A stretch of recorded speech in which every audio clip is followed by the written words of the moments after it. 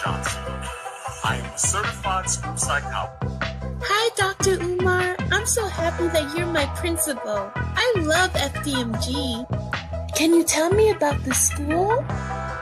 We are going to make history. We are going to shock the world. We are going to transform the entire community, one black boy at a time. In this school, you don't have to worry about special education. In this school, you don't have to worry about ADHD diagnoses. In this school, you will never get a phone call from a teacher or an administrator telling you that your child needs dangerous psychiatric medication in order to get an education. All right, thank y'all so much for tuning on in the live stream here on a Tuesday. Cook for Chat's Undefeated. We got a bit to get into, but I'm not going to keep you long. Make sure y'all hit a like button as you enter the building. Let's go. FDMG is coming. FDMG is coming. FDMG is coming. It's coming. FDMG is coming. FDMG is coming. FDMG it's coming. It's coming. It's coming. It's coming. It's coming. It's coming. It's coming. It's coming. It's coming. Oh, it's coming. FDMG is coming. FDMG is coming. Thought his personality be twerking. It's twerking.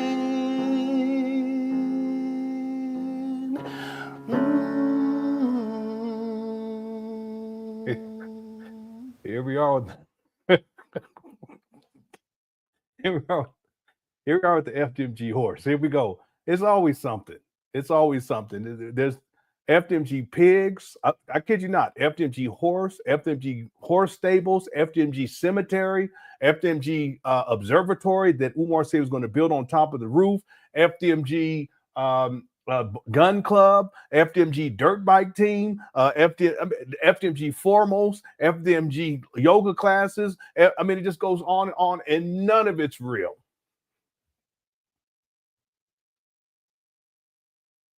None of it's real. It's a figment of the imagination. Nothing has come into fruition. Umar conceptualized FDMG. I'll wait. There's a poll. When did Umar conceptualize FDMG? Was it in 2005? Was it in 2010? Was it in 2014? Or was it in 2019? Make sure you cast your vote. Nothing ever cut, nothing. Millions of dollars raised. And I've already proven that it's millions. Okay. Umar said that he had collected a million back in 2016. 17, 18, 19, 20, 21, 22, 23, 24, 8 more years. And then Umar stated that he receives about 125, 150,000 a year. Let's say 125,000 a year, 125,000 a year. We're going to multiply that by, it's been 8 years since 2016, 17, 18, 19, 20, 21, 22, 23, 24. We're now in 25. We're going to say 8 years. So we're going to multiply this by 8. That's another million. So he's over $2 million. My best estimate is $2.6, $2.7 million. But what has come out of this? He acquired some abandoned buildings in Wilmington, Delaware back in 2019. It's about to be the 6-year anniversary coming up this Friday. And what has come up? What functional thing has taken place after collecting millions of dollars? Nothing. Except Fantasyland, FDMG horse, FDMG Granny Archers. What else? There was Granny Archers. Yes, a vegan sports bar. Nothing came out of that. No. There wasn't an FDMG ring toss club. That's going too far. No, No, I don't think he did say FDMG credit or bank or something like that, but I don't think he said credit repair. What's up, Jay the Informant? FDMG massage parlor, that's probably already happening, to be honest with you. what? Skydiving club, ski team, ski diving club, singles night, yeah. Pottery club, you never said pottery club. Can you imagine Umar doing basket weaving? Just be him by himself doing the dark and shit. That's crazy. No, he never said basket weaving. He did say helicopter. He said they're going to have helicopters. Yeah. How's it going? Josh? Thanks for the super sticker, Indian Summer. I appreciate it. FDG Frost said flakes. But the point is, nothing that Umar says he's going to do. Again, here we go, Brian. FDG 20 versus 1. That's our main focus. We did part 1 yesterday. We'll do part 2 today. This is just another thing of Umar as a figment of his imagination. Umar's a dreamer, and he wants everyone to invest in his dream, but he's lazy. He's a lazy bum. So it'd be different if we would see Umar up there every single day doing something to bring this into fruition. It's been 6 years since he acquired these abandoned buildings. 5 years, 11 months, 3 weeks, and 2 days. 3 days. Nothing's come into fruition. How is it possible that a guy can raise millions of dollars and there's still not there is no school? A school is a place of learning. Not one black child has been educated to date. Well, part of it is that Umar's lazy. See, that's why he's always laying in the bed, live streaming in hotel, motels. He doesn't have his own place to live. He doesn't have his own vehicle. He's lazy. He lives off of the donor's money. I'm going to say it again. Umar lives off of the donor's money. In fact, if you guys do the research, and then we're going to get into the videos because I want to try to get this an hour and a half today. We're going to be back tomorrow. If you guys do the research, you'll realize that Umar, when he first started really bringing a lot of money back in the day for the St. Paul school scam, which started in 2014, he didn't have tax exempt status. So all the money that he received was personal income. That's why he has a tax lien. It's like, I can't remember how much the tax lien was, but I have it inside the document. It's tens of thousands of dollars. I thought it was like $106,000 or something like that. But don't quote me on that. It was at least tens of thousands of dollars. But that's because of the money that he was receiving, even though he was saying it was going to go towards FDMG, it's personal income because he didn't have a tax exempt status with the IRS. He didn't have a 401(c).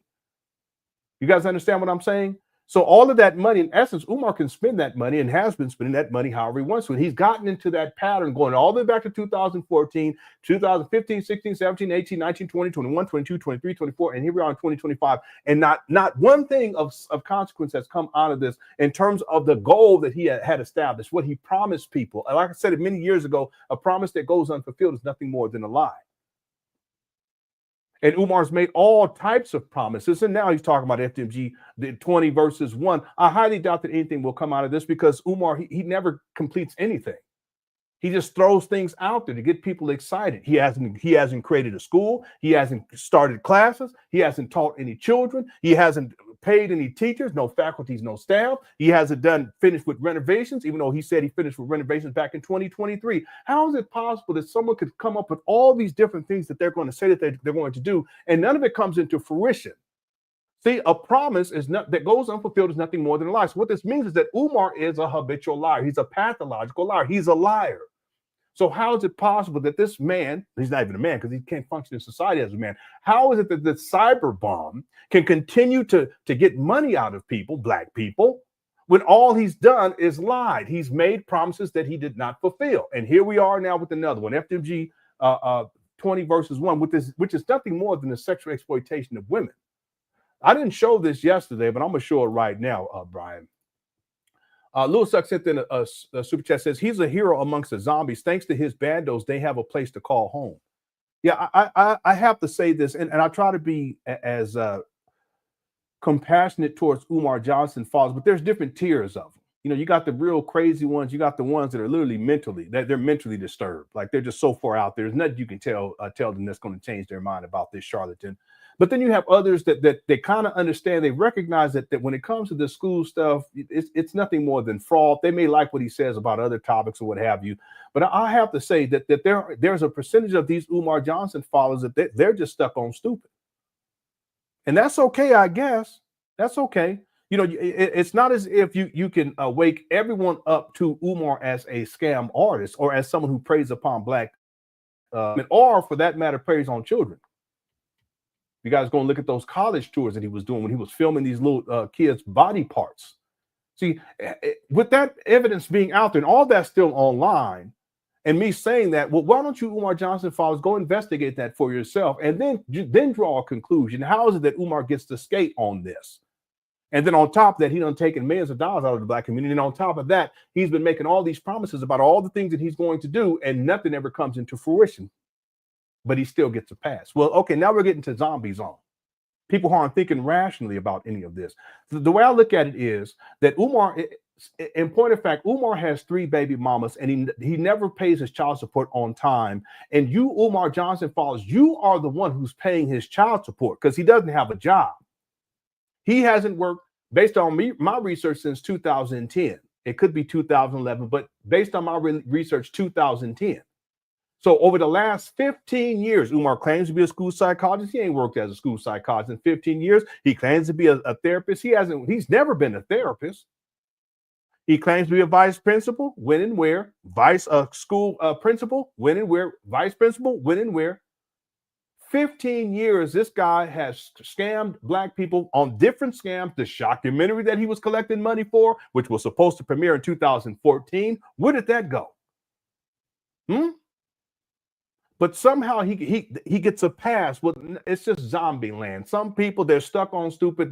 They're never going to figure this out. But the bottom line is all of the evidence is already out there. What I tend to do is I give analysis of the evidence, and then you Umar Johnson followers, you can make your own determination. You can cry about it. You can get mad about it. That's not the point. I want you to think about it. You can call me names. You can disparage me. You can create all these lies. That's fine too. But at the end of the day, Umar still remains predatory towards the black community, and he still remains a narcissistic, pathological liar who scammed black people out of $2.7 million for a school that does not exist. And for anyone who believes that it exists, you're in zombie land. Go look up the definition of a school. It's a place of learning. Is that what we see? We rarely even see Umar up there. And most of the time, he's out there late at night looking like a dope fiend, begging for money. And then people send him some CashApp and he's up out of there. He doesn't have an office. Where's the FDMG office? After 6 years, you mean to tell me there's still no FDMG office? There's not one finished classroom after 6 years?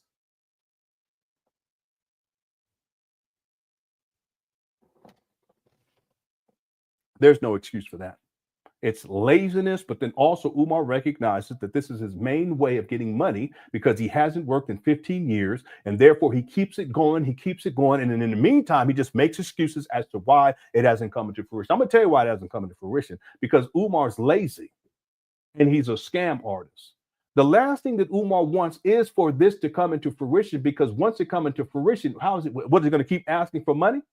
Well, the truth is that, let's say renovations get completed, even though he said they were complete in 2023. But let's say they get completed, let's say in 2026 officially. And somehow this school opens, or somehow it's ready to open. How is he going to pay for faculty and staff? Oh, well, and I have him on record. He said, we're going to have to start a new crowdfunding campaign so we can pay faculty and staff. Here we go. It's just a money grab. It's a scam.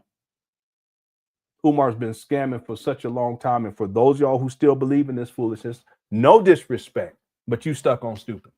Okay? Thanks, Little Sec, for the super chat. Victor says, yesterday's show was too funny. Yeah, I know. I watched it. Y'all cooked for a chat. Y'all was cutting up. I said today, what I'm going to do is I'm going to have a quick show and get up out of here before it gets out of control. Because what happens is once I get into the chat room, I said, let me get out this chat room. I'm still looking. I said, let me get out. Then it keeps going. I said, okay, now let me get out this chat room. And it just keeps going and going and going. It was off the chain. Thank you so much, Vixen, for the super chat and welcome. Thank you so much. Everyone in Click Chat, thank you so much for tuning on in. We're going to get right on into this because I want to try to have this show be about an hour and a half. We'll be back tomorrow to pick up where we left off because we're going video by video. Right now, we're dealing with the 20 versus 1. There's 2 of those videos, and there's another video where he brought this up back in 2024. I'm going to play clips from that, and then we'll wind this show down, and then tomorrow we'll pick up with the next one. Jay the Informant says, Umar said he's making a movie or documentary. I did a video over it. Umar said that he was going to do a shockumentary. He also, and this is, it was supposed to premiere in 2014, but he was still working on it allegedly in 2022 and collecting donations for it back in 2022 going into 2023. There's still no shockumentary. But he's also said he was going to do a documentary about his life. He also said he was going to write 3 books. One was going to be a political book. One was going to be a book about his life. One was going to be a book about the struggles of FDMG and some other shit. I don't know, a personal, some personal. One was political, one was personal, whatever. But anyway, he's always said he's going to do something. He also said that he was going to do a documentary about the struggles of and all that he went through trying to open up FDMG. None of this is coming into fruition. We can come up with the whole list. This guy, he just throws things out there. He's a I'm gonna do. That means that's the people that say, I'm gonna do this, I'm gonna do this, I'm gonna do that, I'm gonna do this. His imagination is all out there, but he never gets anything done. It amazes me that there's people who follow this guy. If you just write down, let's say if any of you Umar Johnson follows, you write down the next 20 things that Umar says that he's going to do, and then after about 6 months, go back to that list, you'll see that nothing's been done. And he claims to be a worker. You know, I'm getting work done. He don't never do. I ain't never seen this guy do no hard manual labor in all these years. He's not built like that. In fact, he admits it. He says that he was never taught to use his hands. I can pull up the video and play it for y'all right now. He's not a worker. He's a imagination guy. Everything is just it's head movies. Nothing comes into fruition that's tangible or real. And so that's why he's developed this ability to talk, because that's how he cons people. He can talk real good. See, but if you ask him, well, show and prove, he's a talker, he's not a doer. Someone said this before. I think it was Louis Luck. He's a talker, he's not a doer. He's all talk, no action. Nothing ever comes into fruition, but he runs his mouth. And for whatever reason, that's enough for people. But if I'm telling you, as an intellectual exercise, take the next 10 things that Umar says that he's going to do, write those things down. And then after 6 months, come back to that list and ask yourself, did he fulfill any of these things that he said he was going to do, like the FDMG Gun Club or the FDMG Black Vegan Sports Bar or the FDMG Dirt Bike Team or the FDMG Formals or the Pan African? It's a bunch of bullshit. The Pan African, he said a Pan African government. That shit's so antiquated. Y'all still stuck on Pan African. Y'all need to come on now. There's the internet these days. Come up off of most of y'all all into the Pan African shit. You living in your mama closet, you living in the basement too. Cut it out. You ain't doing shit. I'm a Pan African. You ain't no Pan Africanist. Cut it out. Let me stop. All right, let me stop. Thanks, Jay, the Informant. But he always said he gonna make a movie or video or write a book on something. Nothing ever comes into fruition. Minnie Rue became a new member. Thank you so much, Minnie Rue. I appreciate it. Sal says, after 6 years, the same hoes are still in the same spots. And it's absolutely. I mean, how much, not to be like this, but every quick question, Sal, how much effort does it take to do these basic things that could have been done within the first month of Umar acquiring these abandoned buildings in February of 2019? How much effort? How much money? How much does it cost to go and get the tiles, to put the tiles back? I mean, these are simple things. That's what I'm saying. Any real man would have gotten this shit done within the first month easily. See, but again, Umar was not taught to use his hands. He was not taught to be a man. He was not taught how to get things done. He was not taught how to have the get up and go to do things for himself. He has to be motivated. See, his motivating factor is money. You can't use money as a motivating factor, especially if you simply ask for donations for the last 11 years. Because when the money doesn't come, you're not going to get up and do anything, you see? And it's never going to be consistent enough. But with Umar, think about it. Once money stops coming in, what incentive does he have? Now, see, here's the thing about Umar. Instead of realizing when the money's coming in, that's the time where you should really be putting your foot to the pedal and getting things done to prove to people that the money that they're sending you is being put to good use. But not Umar. See, that's when he goes and travels. He's living in hotel, motels. He's eating good because he's lazy. But then when that money runs out, what does Umar do? That's when he gets his lazy ass up there to these abandoned buildings that still look like bandos to this day, and he'll act like he's doing something, but he's not doing anything. So I've seen this guy go out there, it's late at night, and he's out ranting and raging into his phone in the middle of the street in the hood up there in Wilmington, Delaware, talking about get on your Cash App. But that's because the money has run dry. See, the money's not the incentive for Umar to do anything. The money is the incentive for Umar to continue to be sloth and lazy. And then once the money runs out, then he goes back up there and acts like he's doing something so that people send him more money. But what happens when the money stops coming?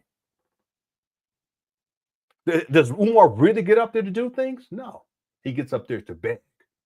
See, and that's why to this day, and again, Umar rarely shows his abandoned buildings, but to this, he hasn't shown the other side of the street because he's turned it into his own personal storage unit. He hasn't shown the other side of the street since 2019.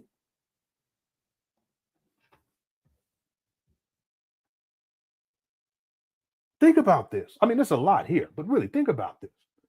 That's why to this day, Sal, simple things that should have been done back in 2019 have not been done because Umar's lazy. And the truth of the matter is that he will continue to come up with excuse after excuse after excuse as to why this FDMG school scam hasn't come into fruition. But the truth is that he doesn't want it to come into fruition because once it comes into fruition, what is he going to do then? Ask for money to pay for staff, faculty, and staff? And I have it with Umar. Actually, he was being interviewed. This is an older interview where he says, yeah, once we get these renovations done, we're going to start a new crowdfunding so that we can pay faculty and staff. That's his plan.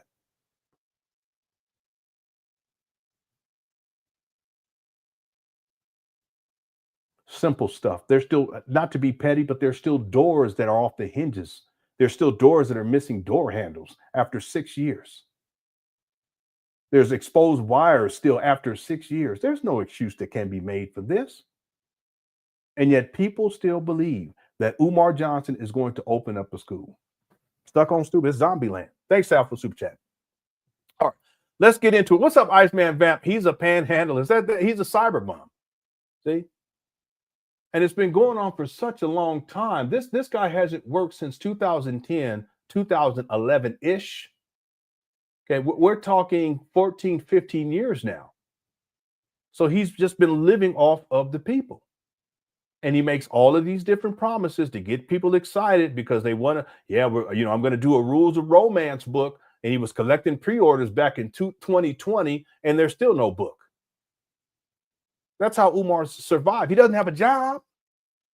He's living in and out of hotel rooms, which is expensive. He eats out, which is expensive. He rents cars, which is expensive. He's traveling all over the world, which is expensive.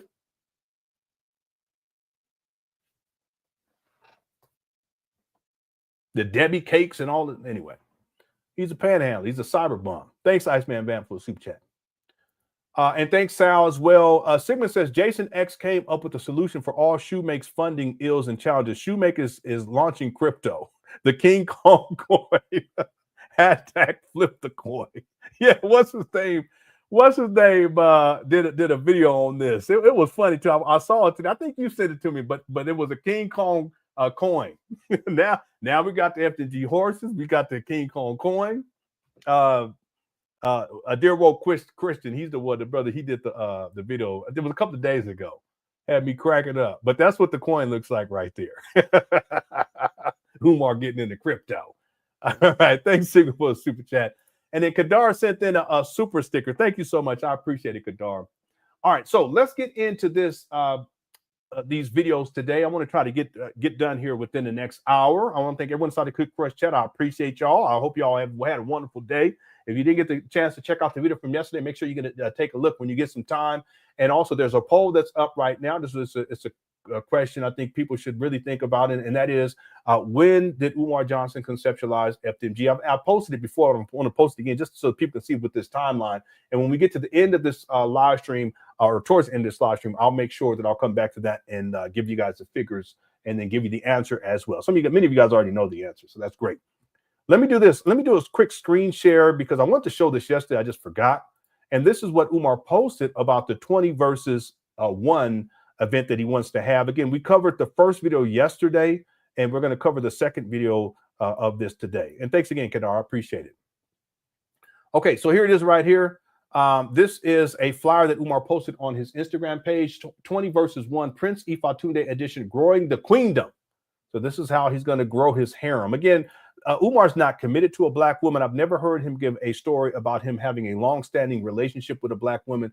Basically, he runs through you guys. He uses you guys as a sexual and financial resource, and then he's on to the next.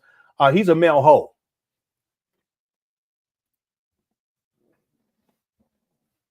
It's just he gets a pass because, you know, it's sexism. You know, it's misogyny. He gets a pass. But at the end of the day, Umar's a male hoe. So he goes city to city. That's why he got all these baby mamas out there, at least 3. Okay? At least 3. I should pull up the receipts and show people. At least 3. It's confirmed.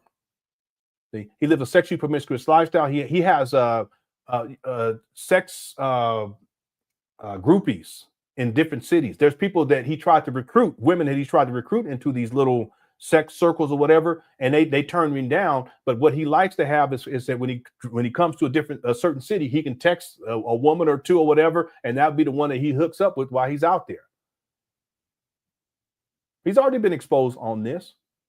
In fact, Tariq Nasheed had a woman come on, and a lot of people haven't seen that video. I have the video, and she talked about these same types of things with Umar, where even the hostesses who have him come out, he would try to push up on them. Yeah, you want to come back to the whole hotel? You know, I know it's not that I want to do anything, just we can watch a movie, or whatever. But then he spends his time while they're there, while she's there, trying to get into them draws. That's what Umar does. You see. So even the idea that he's going to open up a school, he's not even a man of character. He has no business being around children in the first place. He's a male hoe. He's a sexual deviant. Okay, so people get that in your mind. That's why he posts things like this. I remember there's times where he's actually posted women's underwear on his Instagram page. Prince Ifatunde edition, growing the queendom, helping sisters build their brands. So in other words, Umar, this is the promise, the selling point is that he's going to help you. But really what Umar wants is women to take care of his bum ass. Let's be clear about this. It has nothing to do with uplifting black women or helping black women or helping sisters to build their brand. What's your brand, Umar? Your mama's closet? What brand does Umar have? He doesn't even have an FDMG website. What brand does Umar have? Cyberbum? Male hoe. So the selling point is he's going to help you sisters. This is manipulation. He's going to help you sisters to build your brand. Umar's 50. The women in these pictures, they look like they're in their 30s. So one of them look like early 30s. One of them look like she could be 27, 28. So what 50-year-old man does is this is predatory. 20 versus 1. Email bio, business summary, and photos to Dr. Umar Johnson at Yahoo. And here's the requirements. The minimum age is 30. Umar, why are you trying to deal with 30-year-olds? He said 28 in the other video that we covered yesterday. Why are you trying to deal with 28-year-olds when you ain't got a pot to piss in? You live in your mama closet. You don't have your own home. You don't have your own vehicle. You don't have a job. You got at least 3 baby mamas, and you've been on child support, and you don't take care of your kids. Had your driver's license revoked several times. Why are you trying to deal with 30-year-olds and 28 years old? See, this is what you call predatory. Here are the requirements. Minimum age 30, identify as full-time African with strong sense of race pride. Umar, you ain't African. In fact, I have the video because it was reposted where Umar admits, and I already knew this, he has a Cuban grandfather, great-grandfather. A Cuban grandfather or great-grandfather who he says was an illegal immigrant. But if you go into the census record, you can see that no, he came over and he classified himself as white. He was what they would call a white Cuban. That's why Umar's daddy is the skin complexion that he is. Not that it even matters. I really don't give a shit. But the point is that Umar, all this talk about African, boy, you more white than most people. What are you talking about? I'm talking about genetically. Again, how genetics express themselves amongst the population is going to be different. But I'm talking strictly from a DNA perspective. Umar, you're whiter than most people. So what are you talking about? But Umar said that he was an illegal immigrant. He has disdain for this guy. His name was Cicero. I could pull up the receipt to show the document. It'd be in the documentary. No, it's not. I ain't gonna put that in here. But he lists on there that he's white. And then, sometimes people, if they come from a different country, they may list a certain, for instance, let's say that they're coming from South Africa, but let's say at a time period when South Africa was under the rule of Britain, of Britain. Okay, they may check a box and it doesn't say South African, but what they're doing is they're saying, hey, listen, this was under the dominion of Great Britain. This is why I identify as such. Okay, I get that. You see? But this guy, he identifies specifically as a white Cuban. Okay, Umar, you talk all this talk about you have to identify as being a full-time African. You're not even African. Okay, you Crenshaw Mafia, cut it out. Iceman Vamp says, I had thought one of the people that do 20 versus 1 asked him to do it. Don't worry, Lenore. If Umar putting this together, it'll never. Yeah. This is a good point. If Umar's putting this together, it's not going to happen. But if someone else puts it together and then has Umar come on, then it's more likely that it's going to happen. Just like with the block parties. See, with the block parties, Umar, he wasn't the front person for that. He had black women come in to actually put that together. And then ultimately, they're the ones who organized it. So for you, Umar Johnson, that's a good point, Iceman Vamp. For clarity, for you, Umar Johnson followers, when you write out your list of the next 10 things that Umar says he's going to do, and then wait 6 months and see if he does it, the question should be, did he do these things? And then the things that he may have done, ask yourself, was he the one that actually put these things together? Okay, for this is a really good point right here, Iceman Vamp. Really good point. See, this is one thing that Umar has done consistently. He uses black women to get things done because he's too lazy. See, what it is he thinks that women are supposed to be in service to him. You're like slaves to Umar. So you're the ones who come in to do what he needs to do, that he should be doing as a man. You're the ones that need to have a job. You're the one who needs to be sending him $700 a month. You're the ones who need to be cooking for him. You're the ones who's supposed to be keeping house. You're the ones who's supposed to be working. Meanwhile, his lazy ass is traveling the world, talking about I'm working. No, you're just a male hoe. You're a traveling hoe. That's all it is. Big Papa, big hoe. That's all it is. But he expects you women to take care of his ass. And that's what he wants. The idea of having 2 wives, it's not about committed, loving relationship. That's why Umar never talks like that. You never hear him talk like that. You never hear him give a story about being in a long-standing relationship with the woman. I don't think he likes women like that. I think he sees you simply as a resource. See, I think he has these issues that stem back to his mama, these enmeshment issues and so what he wants is for you black women to take care of his ass. It ain't got nothing to do with liking you or loving you or wanting to be in service to you or to build anything with you. It is to exploit you. And that's what Umar does. And he's been doing it for who knows how long. He was not taught how to be a man. His daddy was the same way. He was not taught to commit, to raise a family, to focus on things that are important as it relates to family. Umar was not taught that. He's a rolling stone to this day. Daddy was the same way. The good point, Iceman Vamp. Thank you for mentioning this too. I appreciate it. And thanks for Soup Chat. And then Tisdale says, this man said Umar is crazy. But no, all this black power talking. Umar is, you're not African. I'm sorry, black people. I get it. I mean, black people been trying to find some sort of identity for such a long time. Are we Negro? Are we colored? Are we African American? Are we black? What? I mean, so now we're African. You're not African.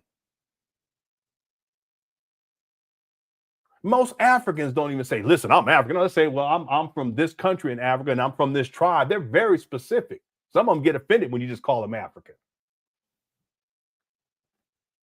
as if Africa is a monolith. That's all. Everyone speaks the same language. Everyone has the same culture. Everyone has the same spiritual system. Everyone has no. People don't realize. That's one thing about people. A lot of people in the United States of America, the way that we see it, Africa is like this little small continent. You can fit a couple of the United States of Americas up over there. What you talking about? African. Umar, you ain't African. You ain't no more African than you are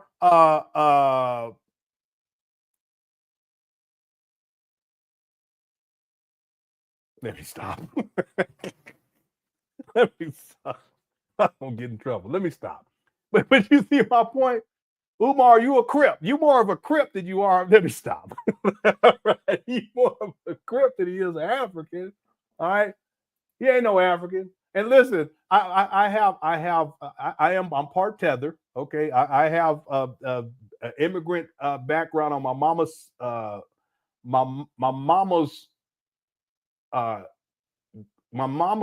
my great grandfather and mother, they were from Africa, the west coast of Africa, Cape Verde Islands. That don't make me African.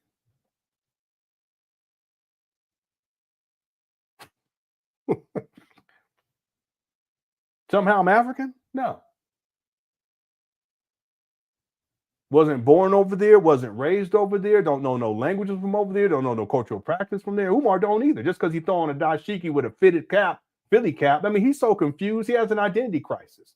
This guy thinks he's everybody. He thinks he's the descendant of Frederick Douglass. You ain't no descendant of Frederick Douglass, and you ain't even the descendant of any of the Bailey family either. You guys know that Umar, he's so slick about it, because in this video today, I should have played some of it before you guys. He starts off by talking about, he's such a liar about this is my family, and I'm Uncle Frederick Douglass. What, he's your uncle now? He's not your uncle. But if you want to believe the lie that Jamal Johnson told Umar, Jamal Johnson is Umar's daddy, then this would mean that the baby line going all the way back to cousin Fred or whatever it was, cousin Stephen or whatever, that this is how they're related somehow to Frederick Douglass. That's never been proven. And it's also been, but it has been proven that they're not even part of the Bailey bloodline via DNA. But it's amazing that you don't hear Umar saying, yeah, you know, I'm a descendant of Steve Bailey, cousin Steve. He don't say that. He say Frederick Douglass because he's always clout chasing. Let me play this for you guys real quick. I know we said we're going to this video appeared yesterday, appeared online, and based upon when it was the information that Umar gives, it was recorded in 2012. That's why I should probably start doing videos where I make an announcement. Anyone who has older videos of Umar, to repost them on the YouTube and send me a link to it. You see how crafty he was even back then. Let me go to my folder here, G Drive. I'm going to Umar Johnson years, and let's go to 2014.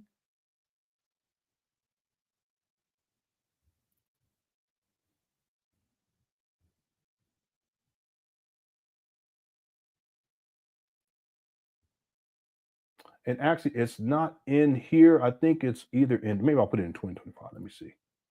Okay, no, it's probably still in the download folder. I just haven't migrated it over. Nope, it's not there either. Okay, y'all give me 1 second. Let me do this. I'm pretty sure it's inside of the G Drive. Can't remember what he, hold on 1 second. Let me see.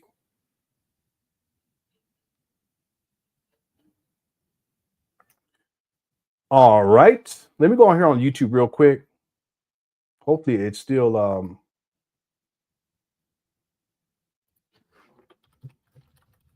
I downloaded it today, so I know I have it. Give me 1 second.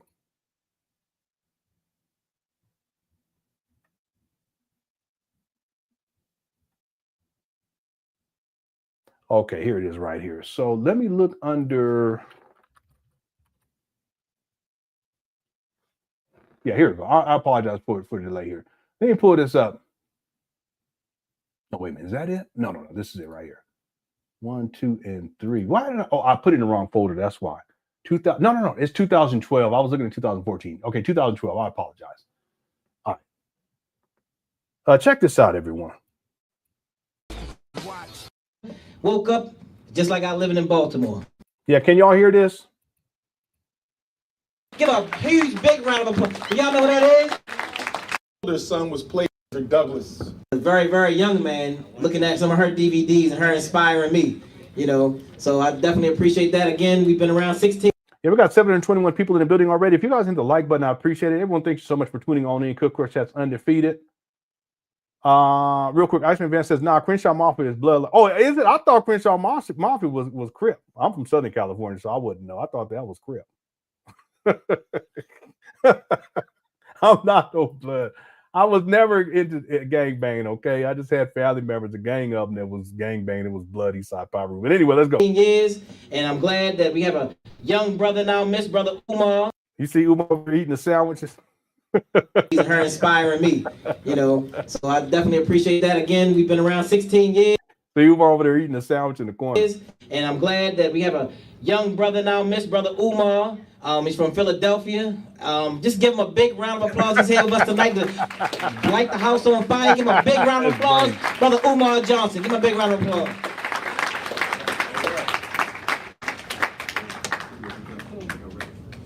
See, he's fairly slim. Good afternoon. Good evening, I'm sorry. Good evening. Yeah, this is before Umar really went off the rails and yelling and screaming and shit. It's all right. Okay. And repeating things all over and over again and looking smoked out. My name is Dr. Umar Johnson, coming to you by way of Philadelphia. Oh, crazy. First time speaking at Sojourner Douglas College. I'm actually a great-great-great-grandnephew of Frederick Douglass. The grandnephew. See this? A blood relative. My family got No, they're not a blood relative. The DNA already proved that. here in 1701, stolen from West Africa. First ancestor was a black man by the name of Bailey. He had a daughter by the name of Selah. In 1720 and 1745, Selah had a daughter by the name of Jenny. In 1774, Jenny had a daughter by the name of Betsy Bailey. Yeah, this is 2012. January, in and around January of 17th, 2012. That's the woman who raised Frederick and his younger brother, Stephen, who was my great-great-great-great-grandfather. Both of Frederick. See, Stephen is supposedly, and that's not true either. There's no blood relationship, but he talks about Stephen Bailey as his great-great-great grandfather, and that's related to Frederick Douglass somehow, which hasn't been proven either. You see what I'm saying? But the point is that, Umar, why don't you get up there and say you're a descendant of Stephen Bailey? Why don't you just say that?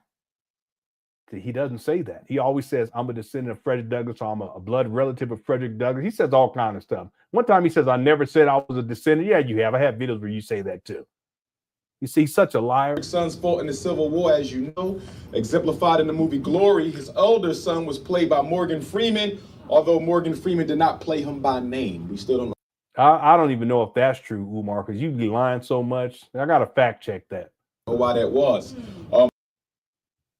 Yeah, he's supposed to be Frederick, supposed. That hasn't been proven.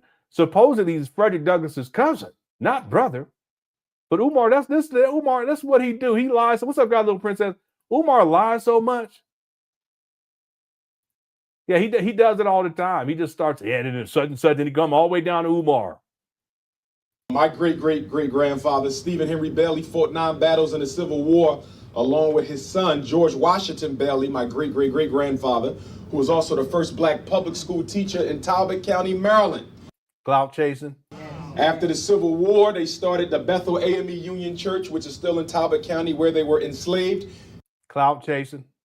By the way, look in the background. It says Umar Johnson PsyD, because this is probably the first time he spoke since having his PsyD, because you'll see what I mean in just a moment. But see, he doesn't say that he's nationally certified. He's a nationally certified school psychologist anymore, because he's not. He's not even certified as a school psychologist anymore.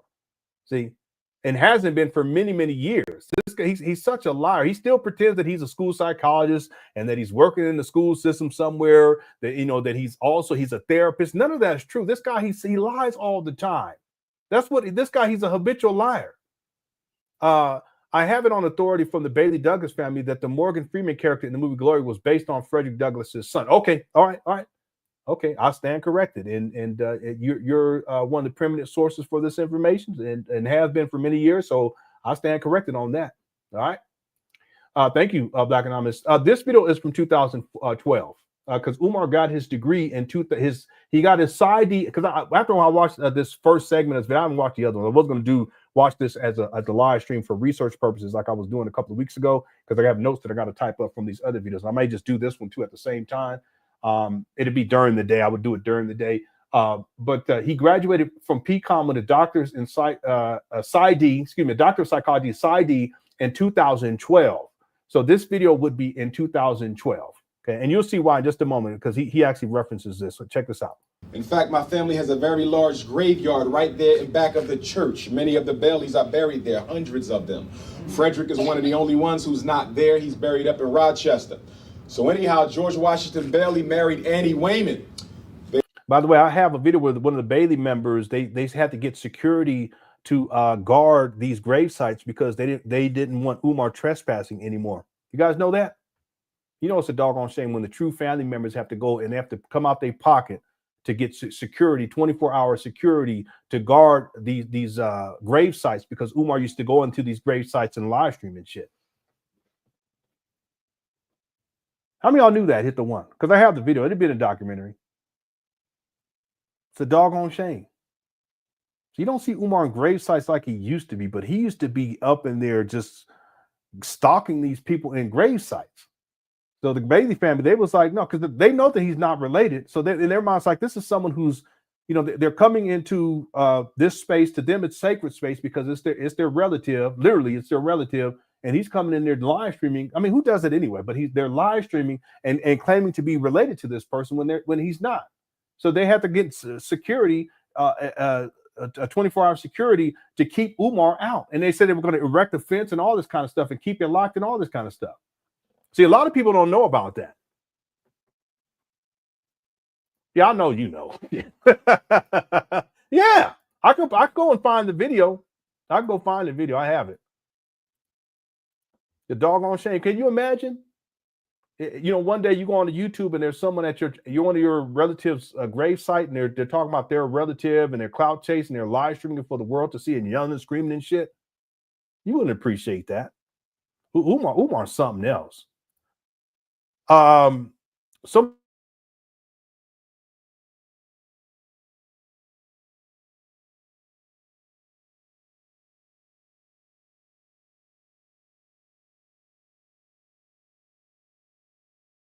guys won't hear. My plan is to have it done by the middle of the year, but I think it's going to take longer than that. Worst case scenario, I'll release a final version of, let's say, the first couple of segments of the documentary, which would probably be about an hour long, towards the middle of the year. I may do it that way because I have so much ahead of me with all of this, and I'm taking it a step at a time, day by day. It's a lot of work, but for this year for sure. Okay. Again, I've already released segments of it, rough draft segments for members. There's 4 segments so far. There's introduction. There's one that covers Umar's father, because he's relevant. There's one that covers Umar's early life, and then also Umar's education going all the way up to 2001. Okay, the next part I'm going to be going from 2001 probably until about 2010. Okay, here we go. They had a daughter by the name of Caroline who would relocate to Philadelphia. She would have a daughter by the name of Vivian. Yeah, Umar also tried to claim that he was a relative of Harriet Tubman too. He's not. And he also said he was a relative of Booker T. Washington. He's not. He also said that he's a descendant of Pharaoh Ramses.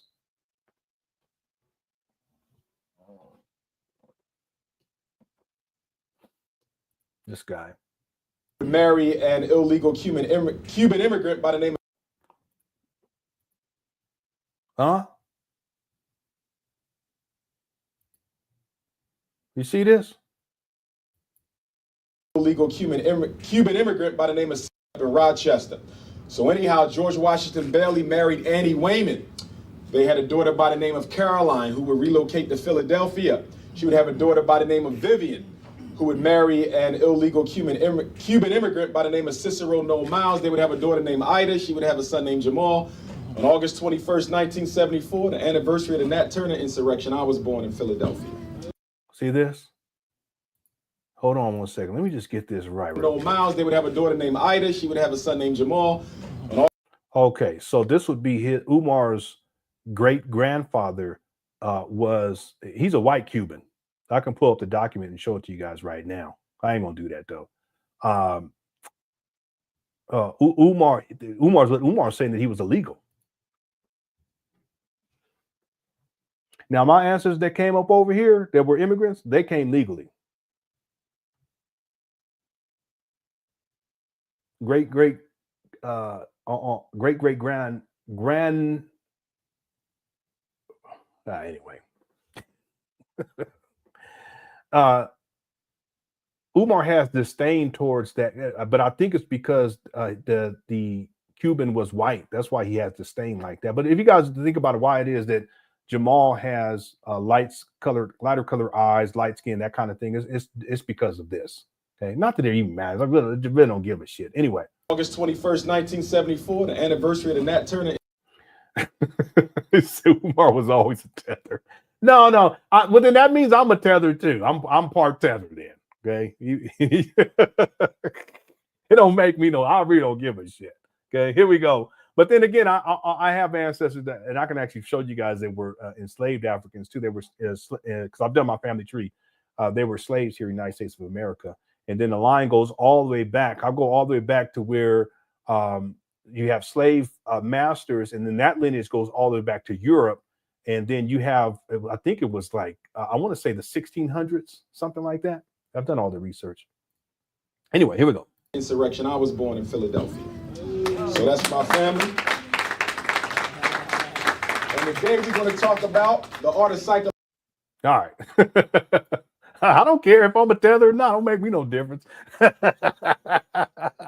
Okay, I just wanted to show this clip. This actually appeared online a couple of days ago. I'm sure that there's a lot of videos like this that people have that are no longer online for whatever reason. And I would encourage people to upload older stuff like this with Umar, because there's a lot that can be determined about Umar and his scamming ways, even way back then. Okay, so again, this was 2012. You can see Umar's not overweight. He's not yelling and screaming. He's not repeating shit over and over again. He's not talking sexually explicit talk. This was a different time period for Umar Johnson, a very different time period. Okay. Iceman Vamp says, why does he think people care about any of this? It's in his own mind.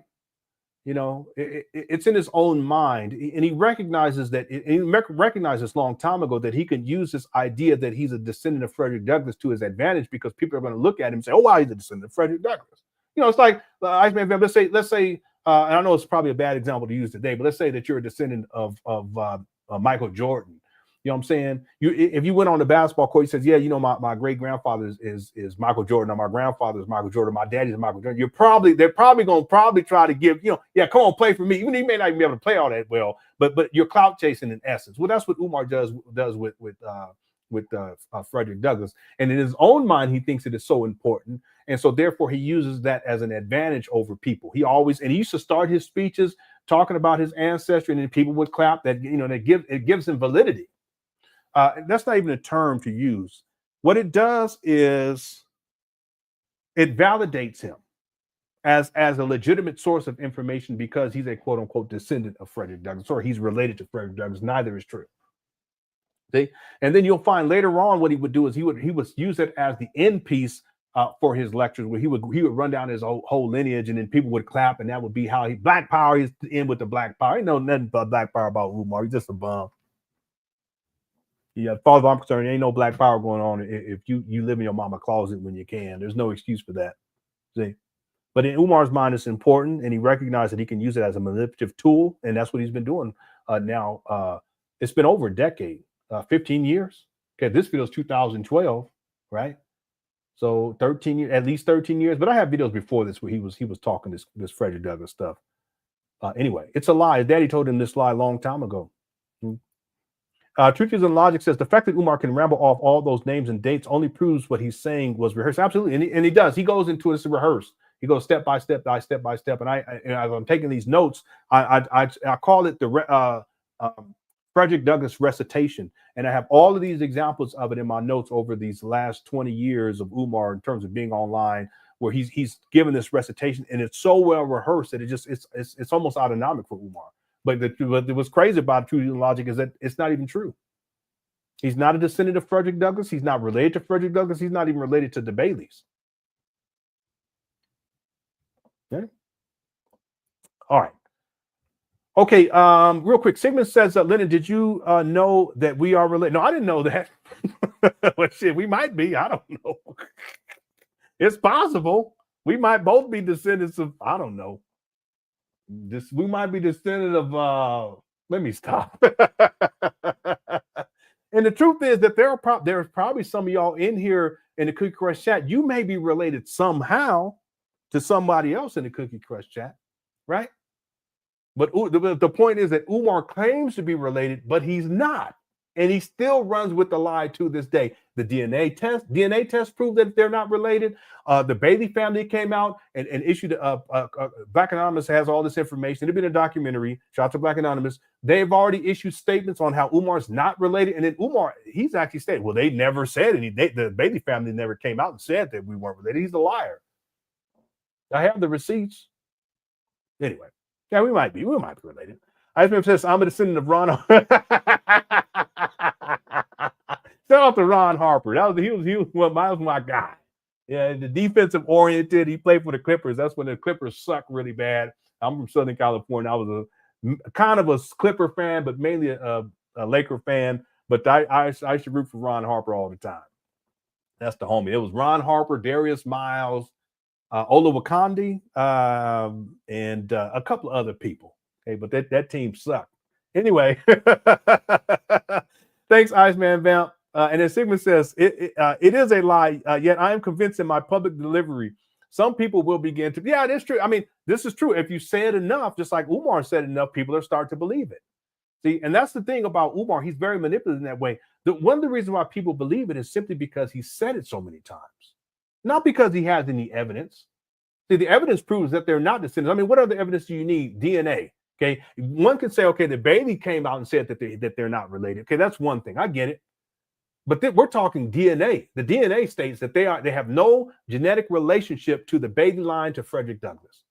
But see, if Umar says it enough over and over again, and if his daddy's lying ass says it over and over again enough, people are going to believe it. And see, the reason why I say that his daddy's lying ass, because his daddy was the one that took the DNA test. And then even after he posted on his Facebook page that they're not descendants, it's in the documentary, The Rough Draft, he also did a video where he states clearly that they're not descendants, but he took the video down. Then he comes back a couple of weeks later and says, well, you know what, I'm still researching. And, you never know, that DNA is not conclusive like that. You can't really tell based on DNA. What are you talking about? You sound like Umar. Just man up, be a man and just say, hey, listen, I'm not a descendant. I told them that the lie. I told my kid, told Umar to lie. It wasn't true. The DNA proved it, and I'm moving on.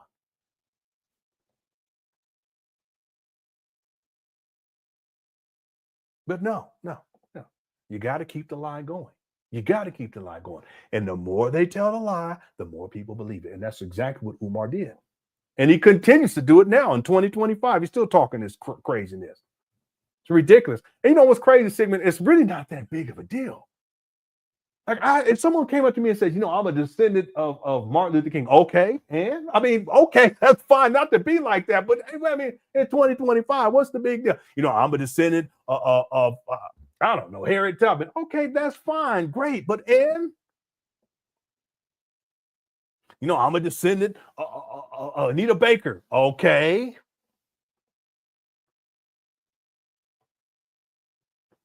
Tell me, I don't even know what I'm talking about. Anyway. Thanks, super chat. Some of y'all like, Anita Baker? Who are you talking about? Anyway. Okay, let's get back to it. How's it going, Ray? Thanks for tuning on in. Yeah. Umar, you more related to Trump than what's up, Bart? Bart Keith, thanks for tuning on. Dominique's in the building as well. All right. Well, how's it going, Tori? Thanks for tuning on in. Yeah, I love me some Anita Baker. Okay, so let's get back to this whole thing with the 20 versus 1. This is the timeline again that I've been working with dealing with Umar Johnson. In the documentary right now, I'm right here at 2001. And this is when Umar begins working in the Philadelphia School District, which, based on my research, he only worked there for about 5 years. And then after that, he went into the charter school. It's still part of the Philadelphia School District, but he went into the charter school and he worked as a school psychologist at 2008. But then he started on the lecture scene full force in 2010. By this time, he had given up his career as a school psychologist. So if you look at it with Umar in the public school system, we're talking about 5 years. And then when he started conducting private work for charter schools from 2007, it's for about 2 years. That's it. And at this time in 2007, at the age of 33, Umar was misrepresenting himself as a doctor. He was saying that he was a doctor. And there's court documents that will show this too. But he didn't get his doctorate until 2012. He's such a liar. Did this? Anyway, this is where I'm at in the timeline for Umar. Right here, 2001. He's put on child support with the first baby mama at the age of 28. That was in 2002. Okay.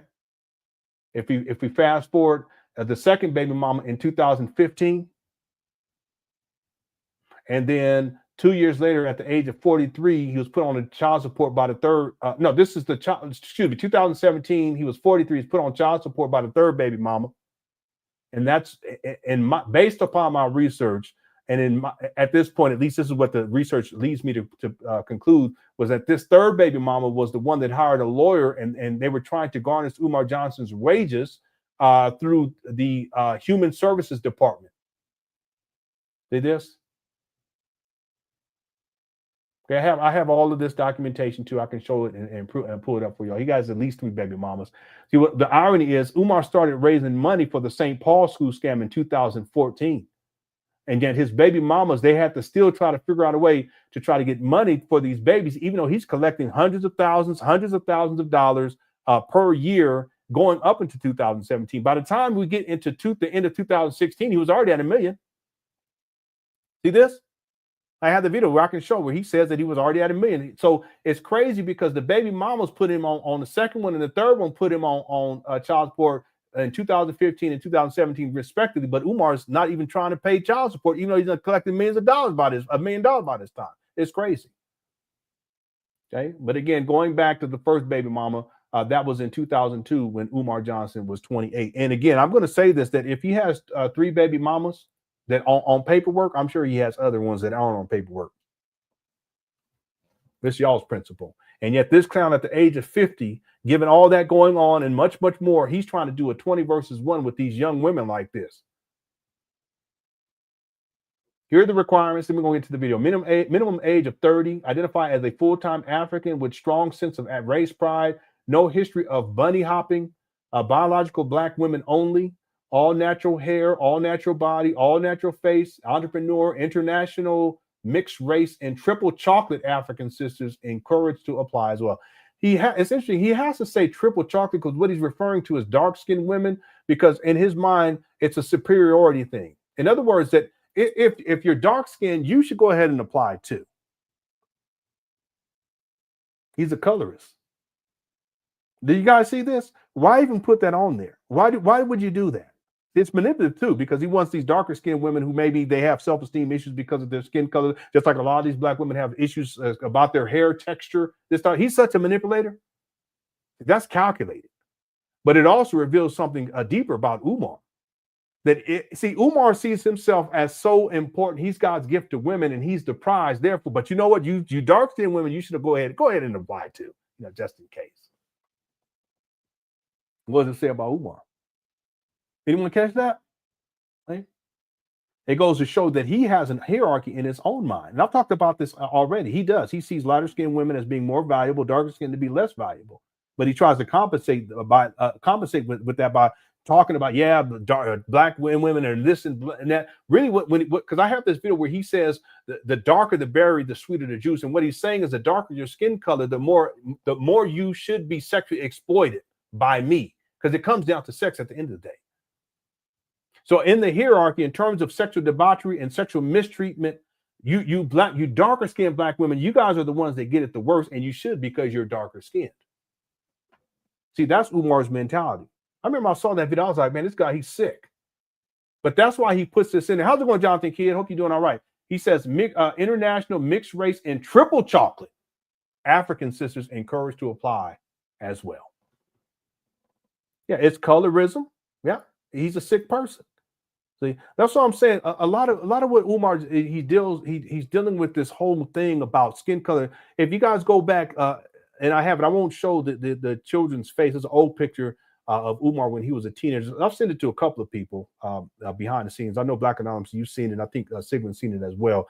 But there's an old family photo with Jamal Johnson and all of the kids. This is a gang of kids too. I thought I had a lot of kids.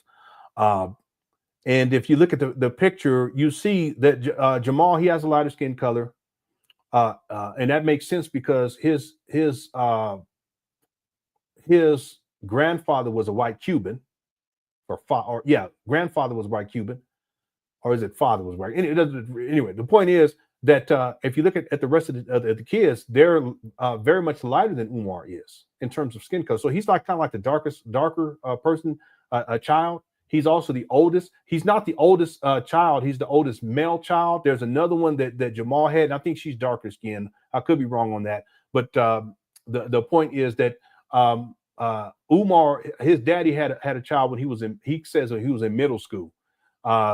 When Jamal Johnson was in middle school, he had gotten someone pregnant and had a child. But the point is that if you look at that picture, you'll see Umar he's not even dark skinned. He's not. I have a sister who's darker skinned, real pretty too. All of women in my family is pretty, but that dark skin, her complexion is like perfect. It's a perfect complexion. Just real pretty.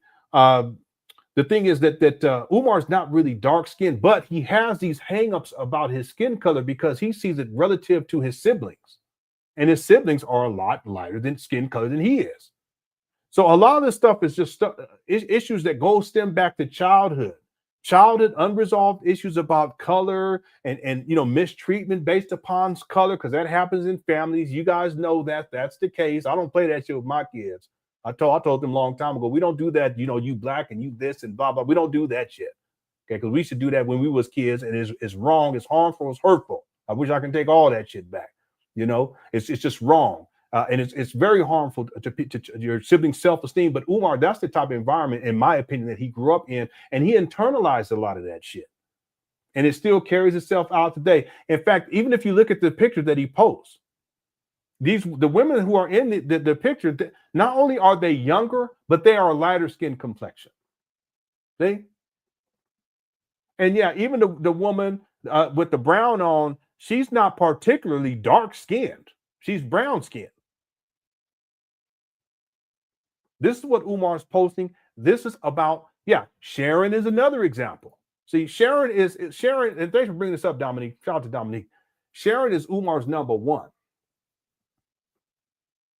And when people found out about Sharon, who's half white and half black, that's when Umar started talking more about, what does he call it? The biracial and all this kind of talk. I have videos where Umar's talking about quadroons and octoroons and this type of shit. Who talks like that? Not up over here in the United States of America. We don't talk like that unless maybe, you go back 20, 30 years ago and you go down to Louisiana, maybe. But these days in 2025, Umar still talks like this. But see, that he's still hung up on this race stuff that's rooted in skin color and colorism and so forth and so on. Sharon was half black, half white. She's his number one. She's been around from the beginning of this school scam. She's been helping Umar behind the scenes to write his book, so forth and so on. When people find out about her, that's when Umar really started to flip the script about, he calls it light skin supremacy and dark skin supremacy, because he didn't want people to say, hey, wait a minute, well, you're talking all this black power talk, but your main side piece, all of them side pieces anyway, all of y'all, Sharon, Tiff the Griff, Big Ann, all y'all side pieces. Look how he did Tiff the Griff. She's darker skinned, but he wouldn't do Sharon like that. That's why when he had Pilar up in there and Sharon, you notice when remember this, Dominique, when they were doing all the hard manual labor, he had Sharon and Pilar up inside the bathroom doing the dainty work. And then he had Tiff the Griff, and I don't know if Tiff the Griff was in it, but all these other darker skinned women, they're up there, they're doing the grunt work. They're doing the hard manual. And I sat back, I said, ain't this some shit? This is like some slave master shit right here. See, that's Umar.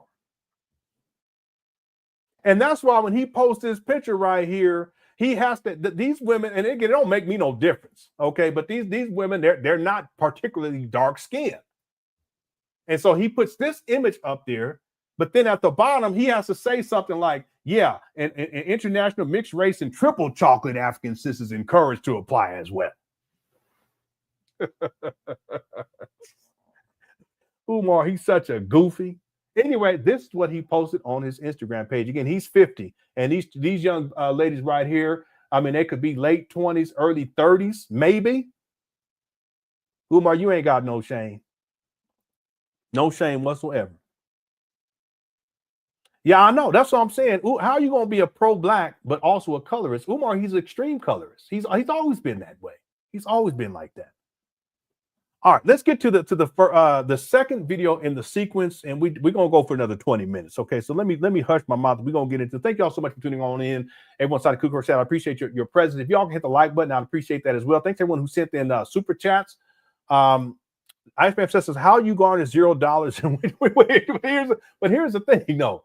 Like I was saying, when Umar was collecting all that money, even though he wasn't working, the money that he was collecting through GoFundMe, checks and money orders, whatever he was actually reporting, but obviously he has to report the GoFundMe because GoFundMe, they'll issue you a document, a tax form, right? GoFundMe at the end of the year, so you can do your taxes. YouTube does the same thing. PayPal does the same thing. But anyway, he was collecting money on these different platforms, right? And also he was getting into his PO box because he didn't have tax exempt status. Even if he says this is money that I'm collecting for the school, he doesn't have tax exempt status. It's considered to be what? Personal income. So that's what these women were over the last 20 years, 22 years, in fact, these different women, at least these three baby mamas, what they've been trying to do is to garnish wages that Umar is receiving and have received, whether it is personal income for FDMG or it is once he's established tax exempt status, trying to garnish that. But see, Umar's slick about this. I'll talk about this yesterday. That's why on his IRS paperwork, he doesn't say that he's actually paying himself through this organization. He's not paying himself. He's doing all this for free. It's like Sigmund said yesterday, he's doing 60 hours a week. At FDMG, he's working on FDMG. So, yeah, come on. You see what I'm saying? But in the document, in order to shield the money that he's using on himself anyway, he simply says, listen, I'm not paying myself. Okay. In other words, I'm not an employee of this organization. Therefore, I don't have personal income. Therefore, it's not subject to taxation. And so therefore, he can't be garnished for anything because he doesn't have on record. He doesn't have any income. Meanwhile, he's taking millions of dollars from Black people and spending most of it on himself, but he doesn't want to go and take care of his children. He doesn't want to go ahead and make sure that the children have what they need and provide for them at the very least financially. At the very least, he don't even want to do that. This is the kind of man Umar. He's not a man. This is the type of a deviant Umar Johnson is. See? That's why when you go onto the docket, you go look into the dockets for all these different for these different women, you'll see it'll say generic order, and that's because they're trying to find out Umar's income. And they can't find it. See, I will propose, and then we got to get going. I will propose that another reason why Umar stopped his career was because it's more difficult to garnish. It's easier to garnish wages if you're actually working for the Philadelphia School District. So in my mind, it's not simply because he wanted to go and speak all the time. In my mind, that was part of it because it feeds into the narcissism that he's the next Malcolm X and he's this great Black leader. But from a financial term, and Umar's like this, he's just a greedy motherfucker. That's what it is. He's greedy. I can't stand people like that. It's always been about money. And if your child has to go without so that you can have, then you're going to let your child go without. That's Umar. He's always been like that. That's why he has no shame. He doesn't care about his children. He can't give you one story about picking them up from school or nursing them back to health when they're sick or talking with them when they're having a difficult day at school. He can't give one story like that or buying them clothes or taking them to the zoo. He can't give one story because he don't give a shit. He's a selfish cyber bum. That's Umar. I apologize. Umar been pissing me off lately. He really has. Yesterday, I want to apologize for yesterday because I was all mean. I was like a Grinch. But it's because I'm tired of it. He is the problem. All the problems people say, black people got this problem, that problem, and the white people this, and white supremacy and racism. Yeah, we got to deal with it. I get it. But the main problem is that black men ain't standing up to take care of their responsibilities and do right by these black women and do right by their kids. That's the main problem. And Umar is exactly that. Oh, yeah, but you know, white supremacy. I don't want to hear that shit. If your ancestors could do it and it was much more difficult and they're dealing with, dogs being sick on them and being lynched and all this other shit, then you can do it too. Ain't no excuses, Umar. Meanwhile, you done collected millions of dollars. You have no excuse other than that you're a cyber bum and you're one of them selfish type of human beings that don't give a. He's like a sociopath. He don't care about nobody else. That's Umar. Got these women trying to. It's sad because these women, your baby mama's got to hire lawyers to try to get money out your bum ass. Anyway, let me cut it out. I apologize. It'll be pissing me off. That's y'all's principle. All right, anyway, let's get back to it, y'all. Here's the video. I need me something to drink. Umar be pissing me off. I'm sorry, I don't mean to be like that, Chris Chat, but he be pissing me off so bad. Because I don't like the fact that these women have to deal with this. And then I think about these babies.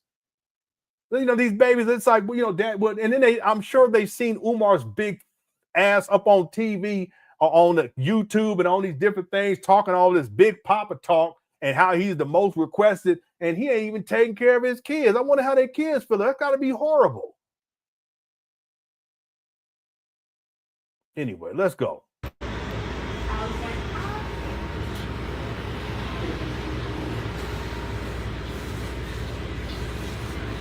I gotta go get me something to drink. I'm gonna be right back.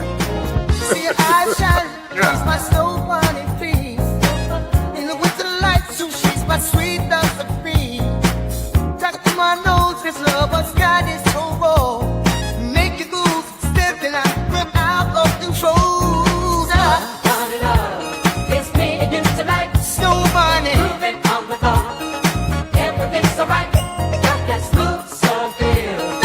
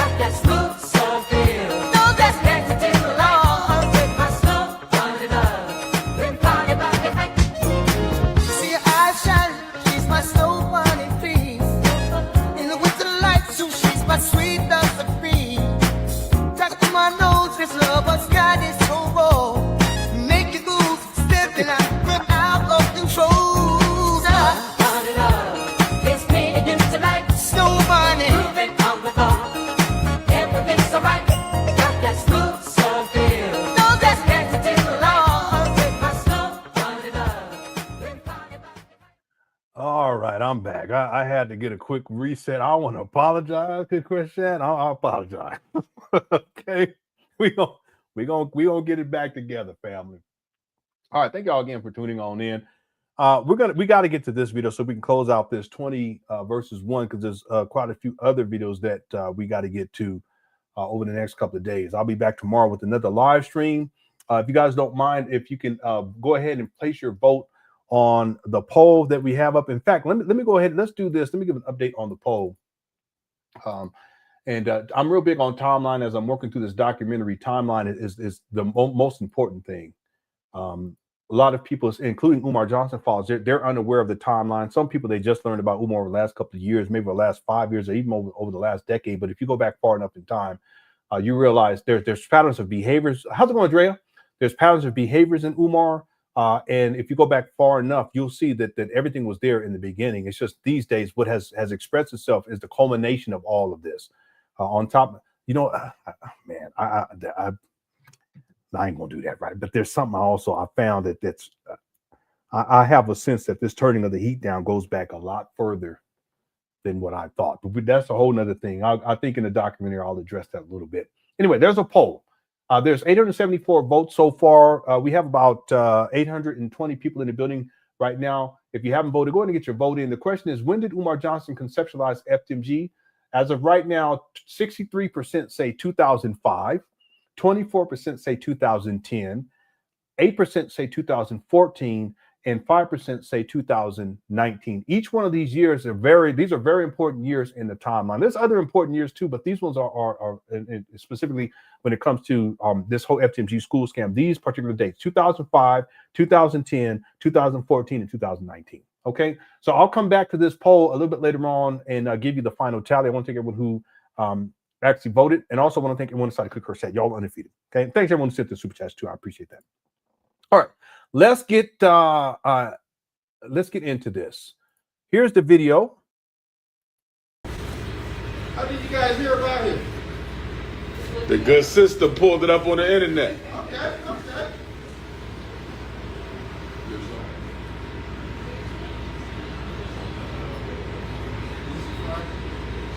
I didn't know you were so close around the corner. Yeah, man, we've been trying to do our thing, man, It's the Prince of Pan Africanism, coming to you live from Phoenix, Arizona one time. PHX, I'm in the building. King Kong consciousness. Let me say this about the 20 versus 1. Phoenix, Arizona, I'm in the building. PHX.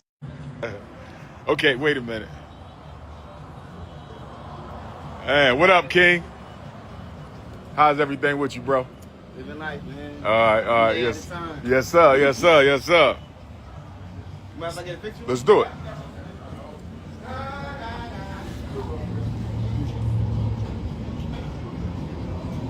I saw you from the back. I was like, yes, sir. Visiting PHX, bro. So check with that 20 versus 1.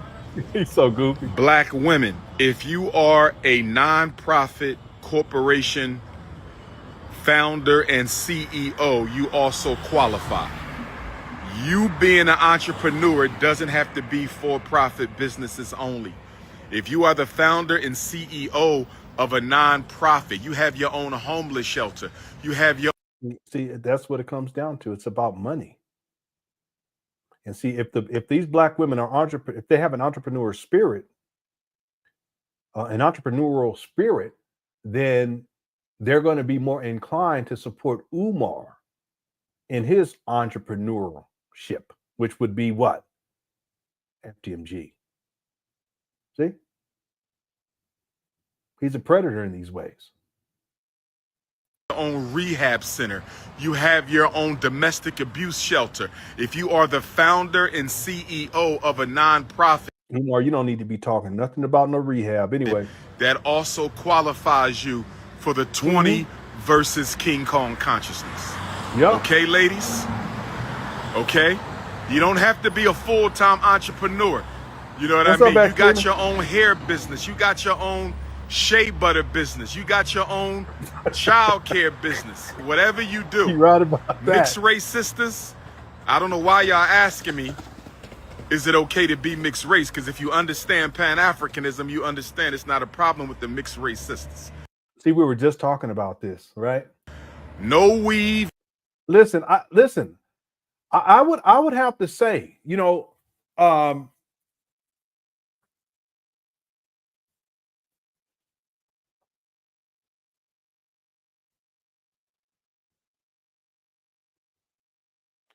if we put together a list of all of the negative stereotypes about black men, Umar would epitomize all of them.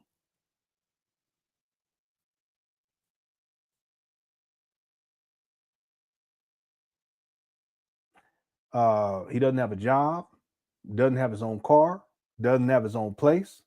He live with his mama when he can. He don't take care of his kids. He's been on child support for over 22 years. He got 3 baby mamas, at least. He likes to turn the heat down. He likes to gamble. He's gluttonous. He's sloth, lazy. He eats unhealthy. Again, people eat however you want to, but it is what it is. But that's Umar. If you take all of the negative stereotypes about black men and you put them all together, Umar, he epitomizes that. Yeah, he's in a state of arrested development. How's it going, CM LaCour? Hope you're doing all right. John, yeah, the most requested backup on it, exactly. Yeah, this is a state of arrested development. Okay? Yeah, he's extremely lustful. He sexually objectifies black women to the extreme. I haven't seen many people that do it more than Umar does. He's so blatant with it too. Extremely lustful. Okay? Predatory.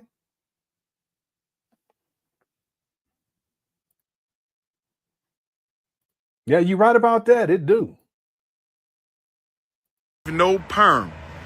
Braids, if it got any artificial hair in your braids, it's not allowed. If there's any artificial hair in your braids, it's not allowed. See, again, Umar seeing himself as having dominance and superiority over you black women, he dictates to you the parameters. Who are you, Umar? See, this is the narcissism with this guy. He feels as if he can tell you how you should dress, how you should wear your hair, what kind of hairstyles you can have, whether you can have weave or not, and what kind of extensions, and you can't have the extensions. But who is Umar to dictate to you black women these types of things? See, this is what I mean by only men who feel as if they're superior to women, and in particular black men who feel that they're superior to women, they think in these terms, and they can dictate to black women how they should live their life, how they should dress, how they should carry themselves, what they should be doing, how they should be wearing their. What kind of man even thinks about what a woman is doing with their hair? Y'all don't think that that's a little weird? Where I come from, we don't do that. We don't need to talk about what a woman's doing. But what Umar, what are you? I don't know. I really just think that he uses it as a manipulative tool. He knows that it's a sensitive topic for black women. So he attacks that and he attacks it. He attacks it. He tries to establish himself as the person of superiority and of power, and that you black women are subservient to him. But Umar does this a lot. He really thinks that what he says really matters, and that he's like God somewhere sitting on high, and that he's dictating to these little human beings, these black human beings, what they should be doing. And I'll accept that. And, for my, that's not acceptable, but that is, and you have to do this, and you have to. Umar, you're a bum. Man, just anyway, it's amazing because let me stop. Just. Let's go. If it's any artificial hair in your braids, it's not allowed, family. You feel me? Meanwhile, Umar, you dye your beard. Okay, your beard is gray. All natural body, no surgery, natural face, no color contacts. Again, when he was dealing with that stripper, none of this mattered. No. When he was dealing with that sex worker over in Africa, none of that mattered. Windshield wiper, eyelashes, no skin bleach, all natural, everything. You must be politically conscious. You must identify as an African. If you belong to the African American tribal groups, you cannot participate because they are divisionists. What? Now you're dictating to African people, real African people, that they can't be in tribal groups? Who are you, bum? Umar is a trip. They do not embrace African race first. Yeah, that's what he tried. But see, that's Umar. See? That's Umar. He's a great deceiver. He ain't the only one either, because there's other people in that black conscious space that they be trying to, they'll dye their beard. They be having like fake hair. I don't know how they do that, but their edge up be like right here. So what the world's going on? Looking like Carlos Boozer and shit. Y'all need to cut it out. By the way, anybody know what happened to Sonnetter TV? I went over there for research purposes, and I don't never really go over there, but I was looking for this Umar video. And I went over there, and there ain't no more videos up there for Sonnetter. For Black Conscious House of Consciousness, it says the channel doesn't have any content. If anyone in the chat room know anything about what's going on with that, I'm interested to know. Ain't no telling what's going on, because he's had a lot of scammers and deviants and criminals on his platform. So ain't no telling what's going on, including Umar. All right, anyway, let's keep going. Here we go. First consciousness. So the ADOS and the FBAs, y'all cannot be a part of this if you belong to them organizations, because I consider them to be divisionist organizations. They do not focus on the unification of African people. They are tribalist and divisionists. So you can't be a part of it if you are part of those organizations. International African System. Oh, does it? You gotta. Can you send me a link to that, Dominique? Maybe he's trying to migrate the content or selling it and walking away. That's interesting. Here we go. This you can apply. I'm not putting no age maximum. I only got an age minimum. 30 is the age minimum. If you're a little under 30 and you think you got what it takes for the 20 versus 1, go ahead and apply. Because some of the 29-year-old queens, 28-year-old queens, they've been messaging me. I might make an exception if you got a strong application if you just under 30. 28. Excuse me. I'm sorry. I'm still trying to get over this cough, people. I apologize. That's why I was gone. It was so bad. 28. That's crazy, Umar. We talked about this yesterday. You're 50. Okay. But I don't have no maximum on the upper end. It's whatever it is. All natural, everything. 20 versus 1. I think we're going to do the first one in Baltimore in April. Yeah, that's what I'm saying. See? That's a baby to me. 20, that's a baby. But Umar, you don't care. Applications in. The deadline for the applications What's up, KKB? is going to be March the 1st. The deadline for the applications is. Yeah, sure. He said this yesterday too. That's why we were kind of shocked yesterday. We're not as shocked today because we heard him say it yesterday. But he said 28 years old. That's crazy. He's 50. No. I don't. It's not COVID. It's just. I don't even know what it was. But I've lost a lot of weight. I was looking at myself because I'd taken my shirt off. I took a shower and I said, "Damn." So you should start working out because I lost so much weight. I said, man, you might as well start working out. If you're 50 looking like that, no wonder my wife be trying to get at that thing.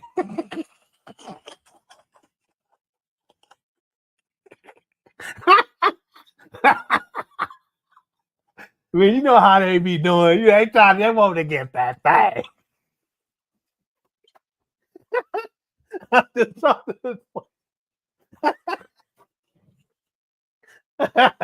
I'm just playing. But I did tell myself, you can start working out. Because I was putting on some weight. I got on the scale. I was like, this thing is lying. This thing is lying on me.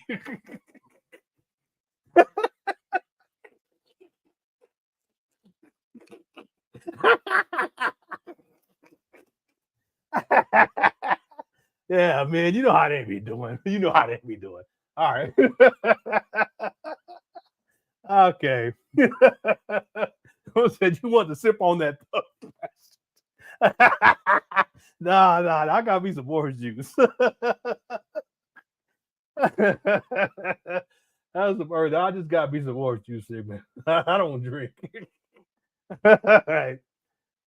Oh, goodness. Let me get myself together. Thanks for the chat. Brian said 2025, it ain't trying. I know. Maybe that's it, Brian.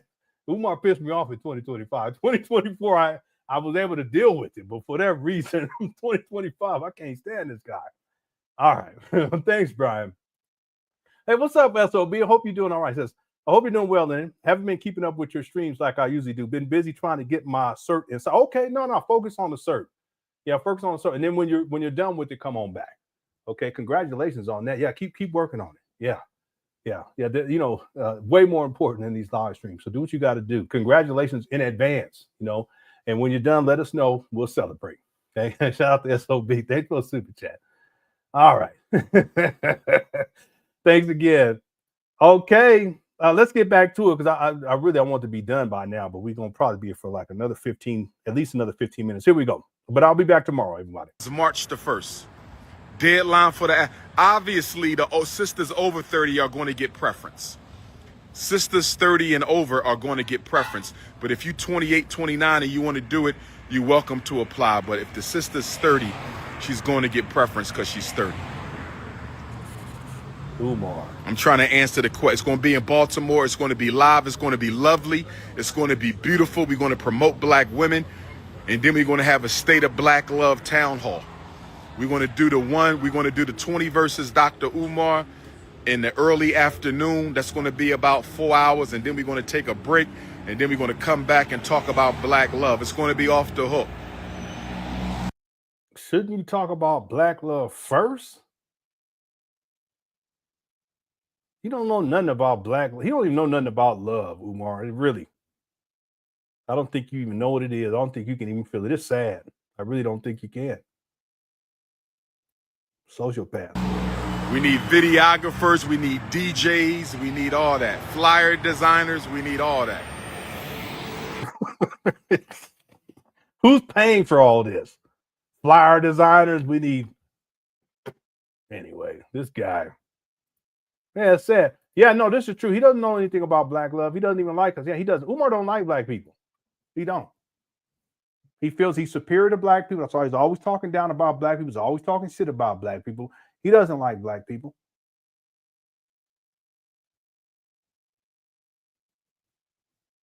He don't like black women either. Listen, I'm sorry. If you truly love women, you would get one and that's it. Trust me. I don't understand it. I really don't understand. It's just too much too to have to be living your life. He's 50 and he's still out here chasing cooch. I don't get it. You know how much energy goes into chasing cooch? Man, you remember back in the day, even just trying to think about it, like, you know, how can I? That's a lot of energy and time, but to be 50 still chasing cooch, come on now, that's crazy. And if you really love women, just get you one. There's plenty of them, good ones, looking good, good people. They, all that, but not Umar. Let me tell you what Umar wants. What he wants is, he wants a 20 versus 1 freak off. That's what he wants. At the end of the day, he ain't gonna say that, but he says, "Yeah, we're gonna do 4 hours of this. We're gonna do 4 hours of that. Then we're gonna have a dance after that, and then after that, everybody else go home. We gonna see." That's what he wants. We need all that.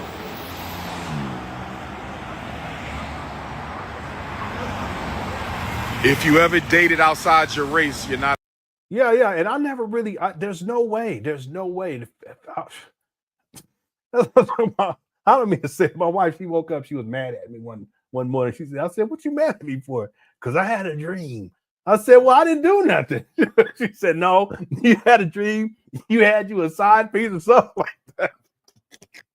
She was really mad at me. I said, "I didn't do nothing. I promise." I know. She said, "I know." But anyway, she was upset. I said, "Oh, I'm sorry. I didn't, Then I started explaining. I said, "Listen, baby, I don't even have the time. I don't see how a man could even have the time to be having all that going on. We got 5 kids. I got YouTube. I got my job. I ain't got no time for those. Who got time? It's too much energy, and it's just too much drama too. When you get to my age, you ain't trying to have all that extra drama. Period. She was mad at me. I had to calm her down, buy her some roses. I had to apologize to her. We good now, though, family. We good. Anyway, let's go. Allowed to apply. Let me take that back. If you have ever laid with someone outside your race, you cannot apply. I'm going to let you slide if you just went on a date. I'm going to let you slide. But if a non-African ever crawled up into your cave, you're off limits.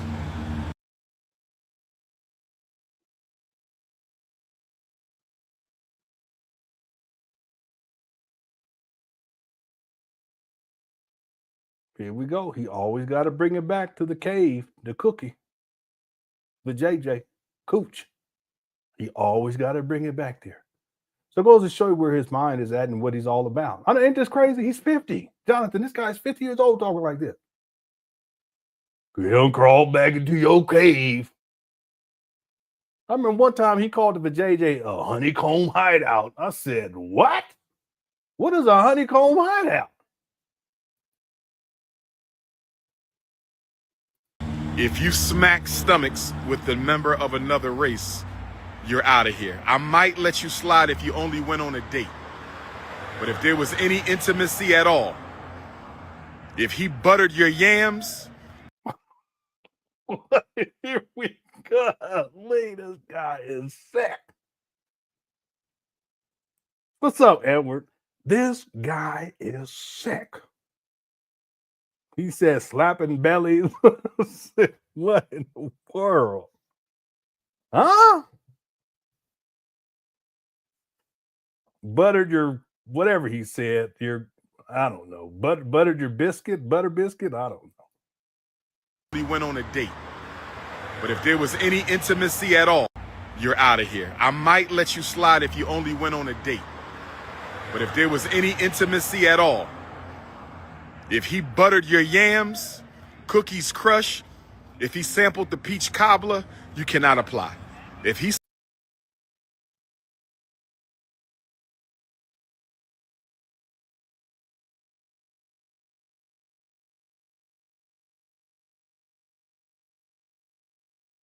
sampled your peach cobbler, you cannot apply, sisters. This is an unapologetically African event. This is an unapologetic.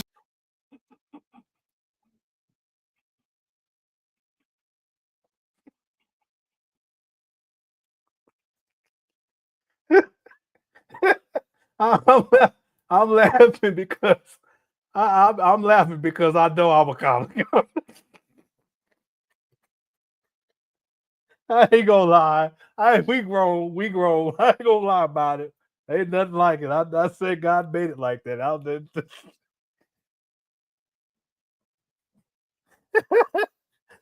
ain't gonna lie about it, family. Anyway, we must stay focused. We must stay focused. All right, here we go.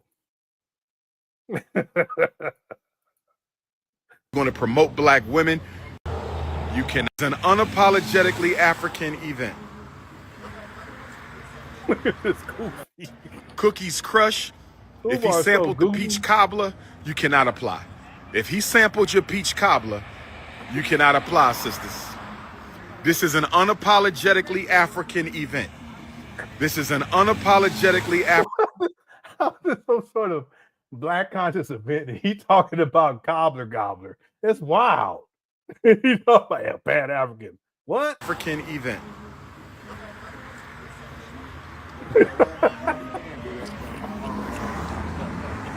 You said that's racist. Who said this is racist? Looking out for the best interests of my community, that's not racist. I'm not hurting nobody. I'm not disrespecting nobody. I said I only want women. Umar, get your ass on the bus and be quiet. They waiting on you. You already paid your fare, $1.25. Get your ass on the bus. Cut it out. Look at this guy. Who value black family, black love, black community. I'm African family first. I am unapologetically African family first. Y'all crazy chat room. You crazy.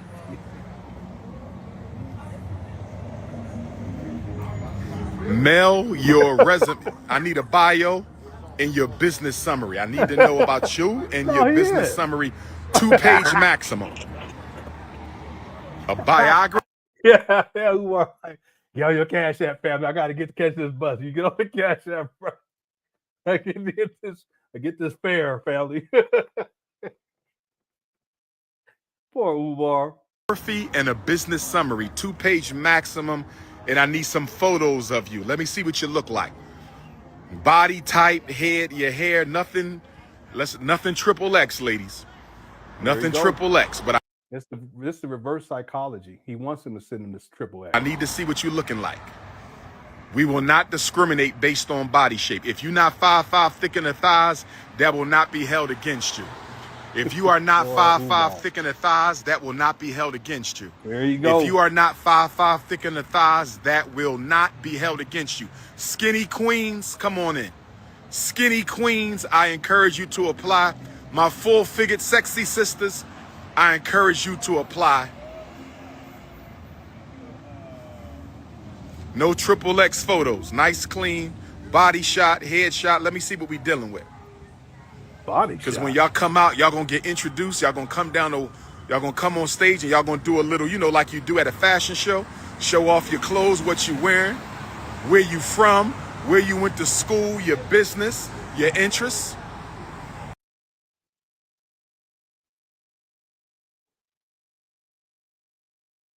What in the world?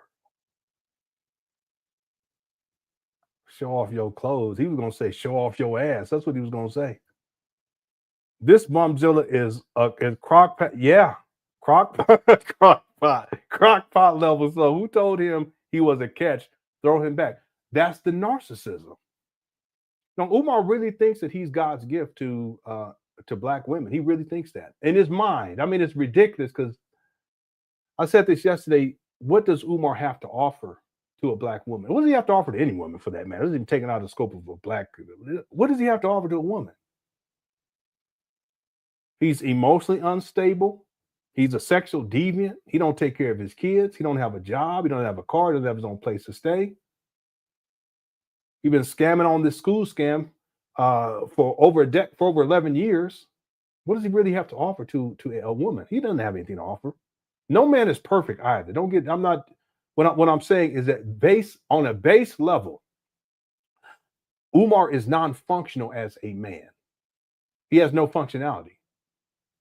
As a boy, yeah, he could be a dependent for one of you black women, but in terms of actually having something of value or consequence to bring to the table, he ain't got nothing he's gonna bring to the table.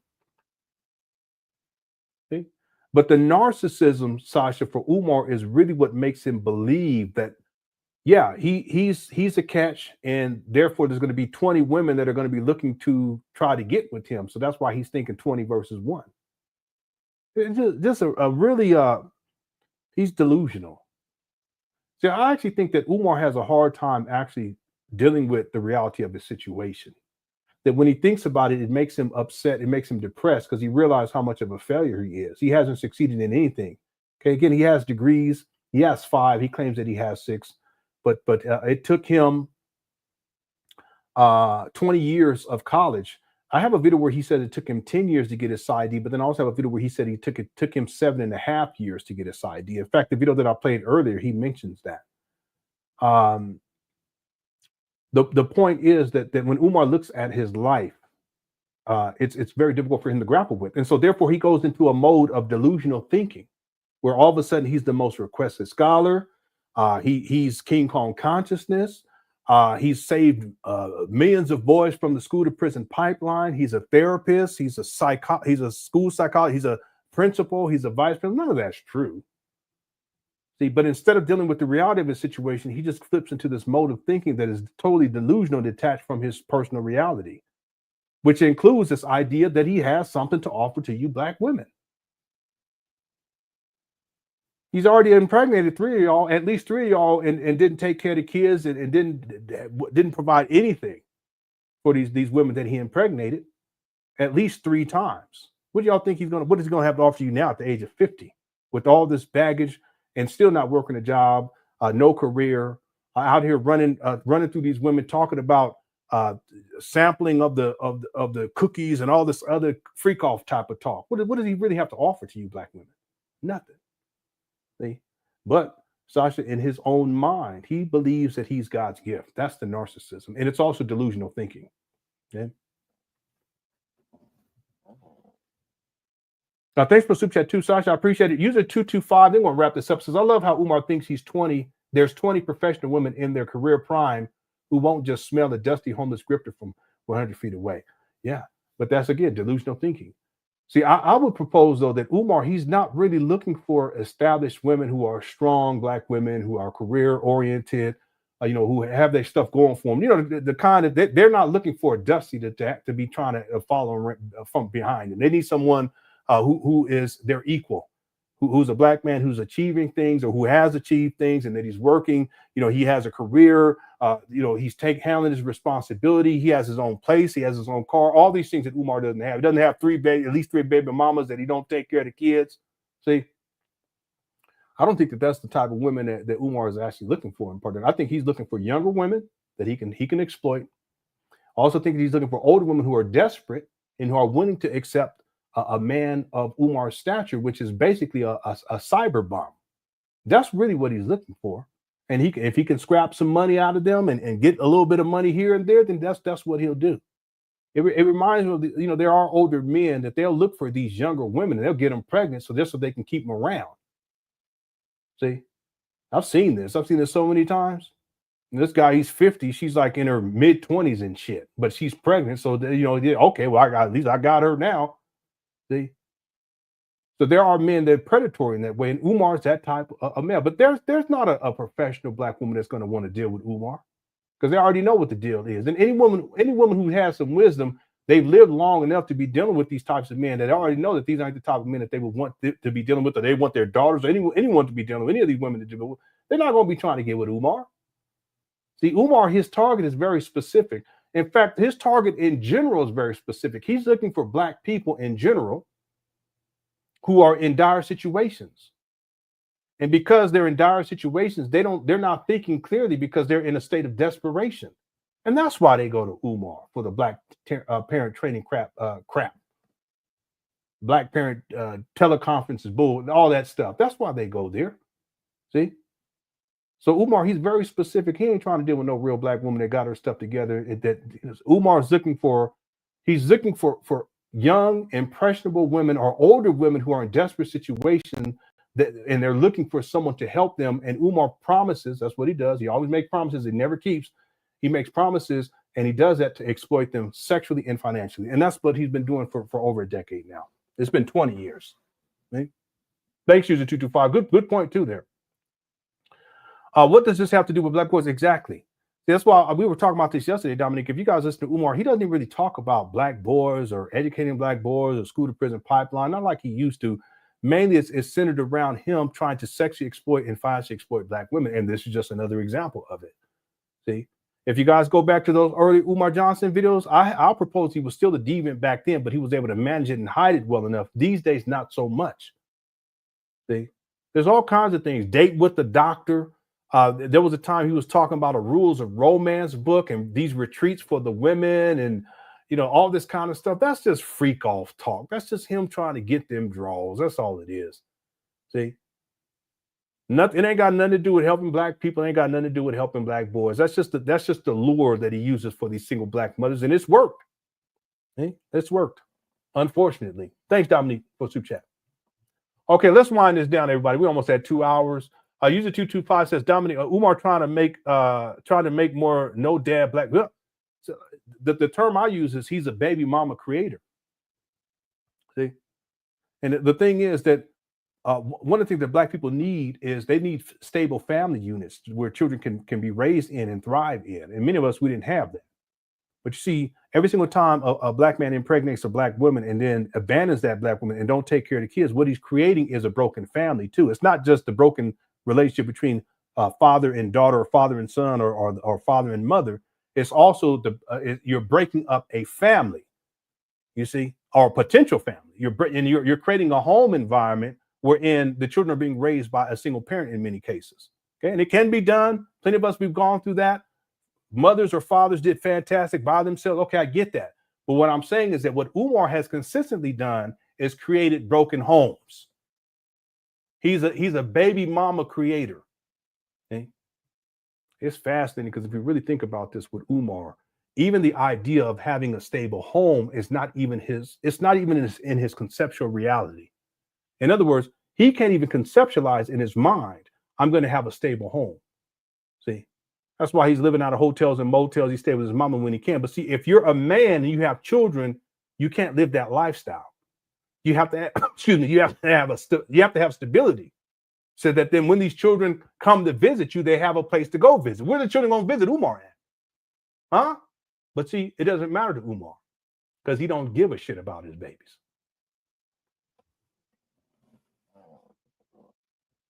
He's a baby mama creator, nothing more. Thanks, user 225. Okay, let's wind this down, everyone. Thank you so much for tuning on in. Still got about 820 people in the building. Hit the like button before you head out. Here we go. Because it's going to be single black men in there. It's going to be a lot of single black men in there. It's going to be a lot of single black men in there. 50 years old. This guy. Someone was counting him and spits out.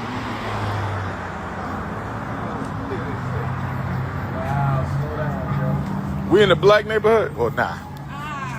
Nah. A little bit of everything. How you doing, beautiful? How you doing? All right. The lower avenues, you do find a more concentration of black people. I got you. I got you. Is the me mostly kind of where we are at? I think so. Okay. South. Okay. Yeah, go farther south. Okay. Okay. The further you go east, there's not a lot of this thing. I thought he went and bought that fancy thing. He got it pretty cool. The lighter he had was like, I have to order these. They clowning Umar in his chat. That's why he acting like this.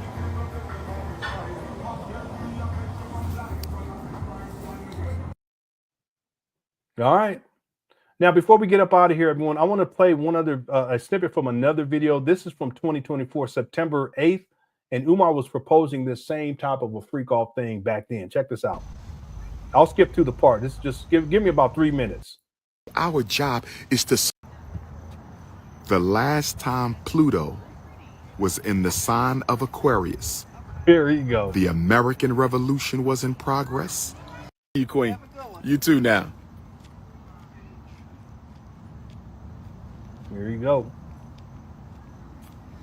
Black queens forever. Herb. Snow bunnies never. October the 19th, if you like, for that celebration. Cycle is on that anniversary of Queen. We miss a third eclipse on October. Do you know what happened the last time? African or British African, a galactically revolutionary period. It's no, brothers and sisters, nobody walking the planet Earth will ever see Pluto in Aquarius again. Homecoming City Africans. The Hold on, 15th, everybody. at the source of knowledge. Yesterday, I showed up in Chicago. Kyalisha, Durban, KwaZulu, I'm pulling up. Orange State, I'm pulling up in South Africa the first week. On Australia right now. Tomorrow night. Okay, here we go. Next Sunday, Newark, New Jersey.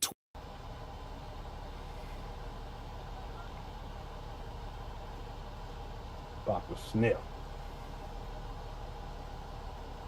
I do not have a California event. I'm interviewing with my brother Nick Cannon.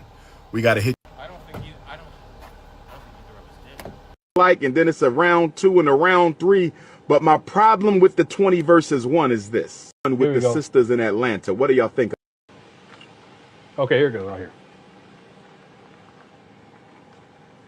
They want me to do the 20 verse 1 in Atlanta with the sisters. What do y'all think about that, y'all? They want me to do the 20 verse 1 with the sisters in Atlanta. What do y'all think about that? They want me to do the 20 verses 1 show where they bring 20 queens out. They bring 20 queens out and I pick the queens I like, and then it's a round 2 and a round 3. But my problem with the 20 verses 1 is this. My problem with the 20 verses 1 is this. Here we go. My problem with the 20 verses 1, how do I know everybody is a biological woman? That's my problem with the Atlanta 20 verses 1. Atlanta is Transformer Central. Atlanta is Transformer Central. Atlanta is how do I know all 20 of those queens are organic women? How do I know that? That's my problem. You can't even check the birth certificate because they can change the birth certificate too. So I don't really know. I don't really know. This could be a COINTELPRO operation. If we're going to do this, I need proof that these were biological queens. I need to see baby pictures. I need to see baby pictures, elementary school pictures, middle school pictures, and high school prom pictures. I need to see pictures from every stage of their life. Yeah, he crazy. All 20 of them got to be thick in the thighs and natural hair. All 20 of them got to be thick in the thighs and natural hair.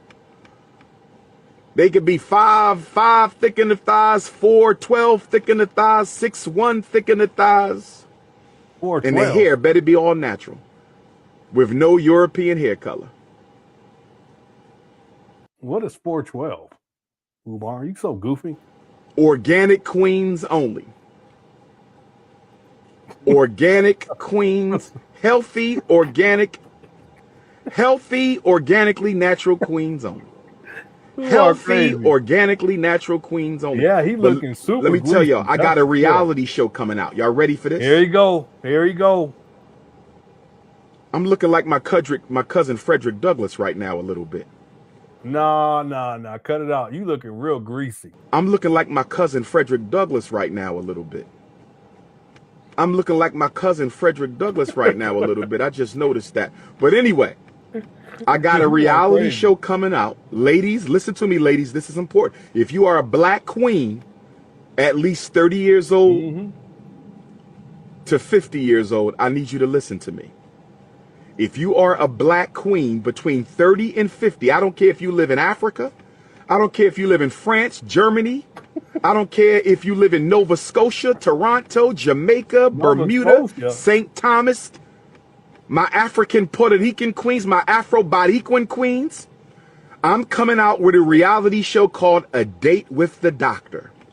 I'm coming out with a reality show called Date with the Doctor. Listen to me, ladies. If you are of African descent and you identify full-time as an African, that includes my mixed race African sisters too, but you got to identify full-time. I have a Date with the Doctor reality show. You're going to sign up for it.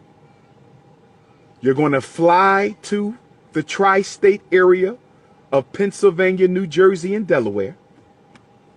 And you're going to go on a date with me, a custom-made date with the doctor. And we're going to have a date on camera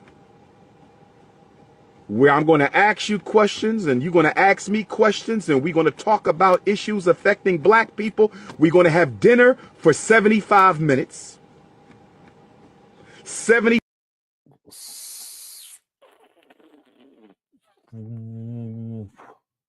Why 75 minutes exactly?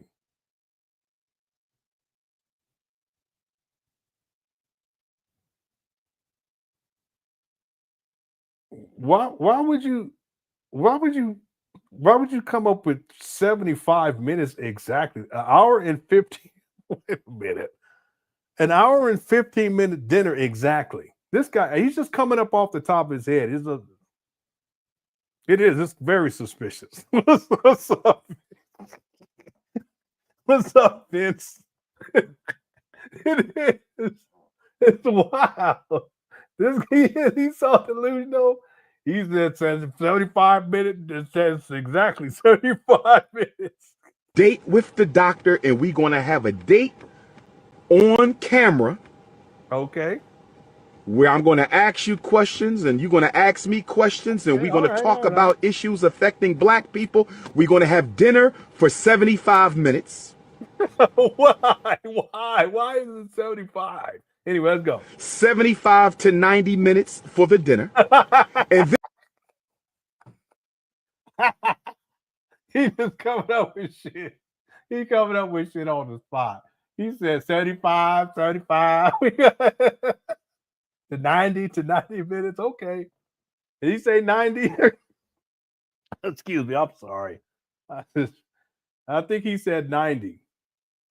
Umar, wow. About issues affecting black people. We're going to have dinner for 75 minutes. 75 to 90 minutes for the so just in case, that extra 15, I got dinner. And then we're going to go for a walk in the park for another 75 to 90 minutes. 3 hours total. All right. 3 hours total. There will be 2 dates with the doctor every month. You will be able to email an application if you want to date with the doctor. And you will come on the date with the doctor. What do y'all think about that, ladies? We're going to have queens from the Caribbean.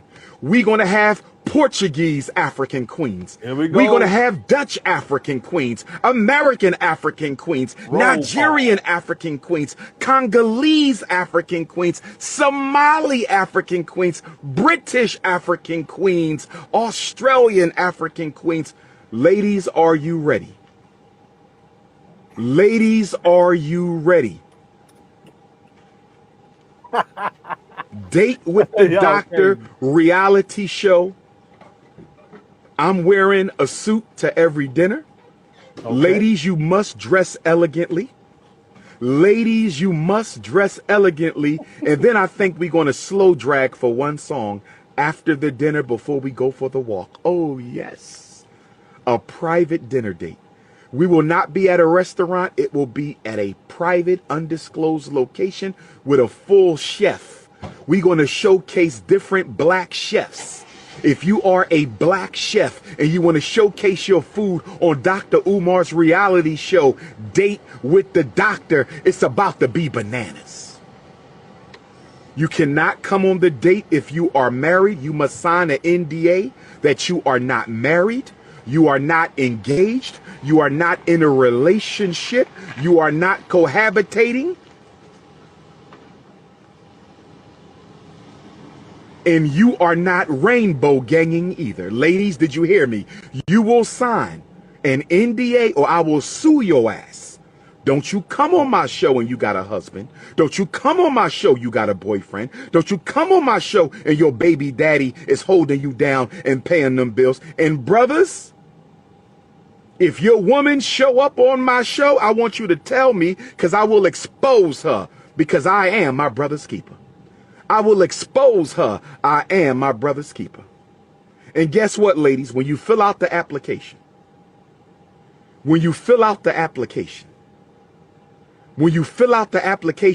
there's a special box you can check.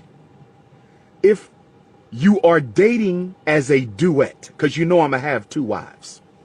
You know I'm going to have 2 wives. So ladies, if you want to double date with the doctor, meaning you already have a co-wife and y'all going to date me together, 2 queens and the king having dinner. Oh, yes. Oh, yes. Ladies, are you ready? If you live in the New Jersey, Delaware, Pennsylvania tri-state, and you are a videographer under 30, I want to put my young kings and queens on. If you do videography and you are willing to tape the Date with the Doctor and edit it up for the Date with the Doctor YouTube page that will be created, Send me a text message so I know you are willing to be one of the videographers. It's going to be sexy. It's going to be clean. It's going to be elegant. It's going to be nice. The ladies are going to come dressed beautiful. Not too much cleavage now, ladies. Not too much cleavage. Leave the honey buns and the Cinnabons for another time.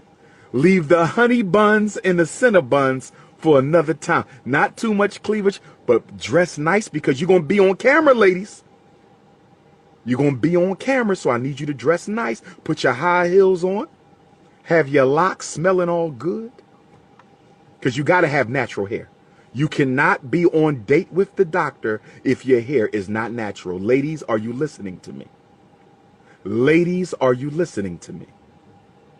Ladies, are you listening?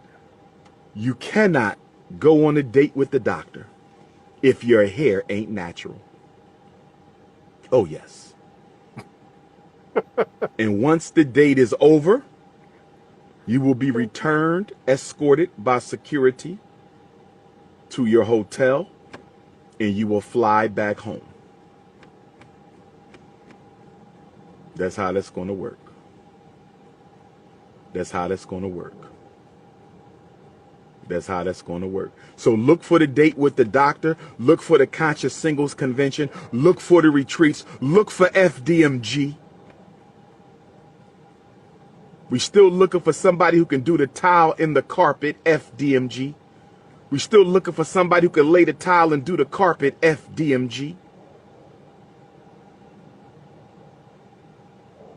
I want some of my African queens to fly over for the date with the doctor. I want some of my Canadian queens to fly down for a date with the doctor. I want some of my Panama, Costa Rica, Belizean queens to fly up for a date with the doctor. I want some of my Brazilian queens and my Guyanese queens. I want some of my Jamaican and Haitian and Dominican African queens to fly on up. It's gonna be nice. It's gonna be a real clean thing. I'm going to ask y'all some real questions. What can you bring? It's going to be a real clean thing. Notice he gave 6 things that he was going to do, and here we are all these months later. This was from, we got to finish up. This from September 8th of 2024. He didn't do any of this stuff. Yeah, like we were talking about earlier. What's up, Big Man? Big Man says all this talk of queens, but he didn't marry his black baby mamas. He sure did. And Big Man, you know he has 3 baby mamas at least. I was saying 2, but that's because I got this other receipt that I got mixed up with the other one. But I went back and I found the original ones. 3 baby mamas at least. One of the baby mamas had to go and hire a lawyer to go through the court system in order to try to get child support from Umar. He's been in child support for over 22 years. And yet he's talking about queens and how he wants to elevate queens and how he wants to marry queens. He wants 2 queens. Let me share something with you all. I was going to say this for the documentary. We're going to close out with this. Does anyone know where Umar Johnson got the idea of doing a fashion show followed by, remember the granny arches and all that, doing a fashion show at the block party? The idea of doing a fashion show, but then after the fashion show, doing a wedding ceremony. Does anyone know where Umar got that idea from?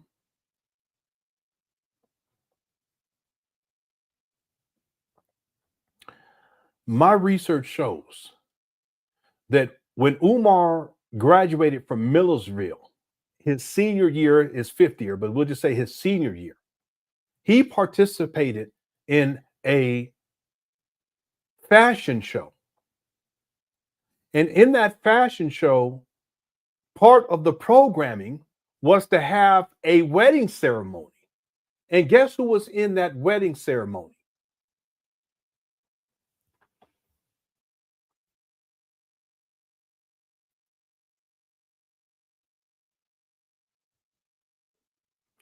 Umar Johnson.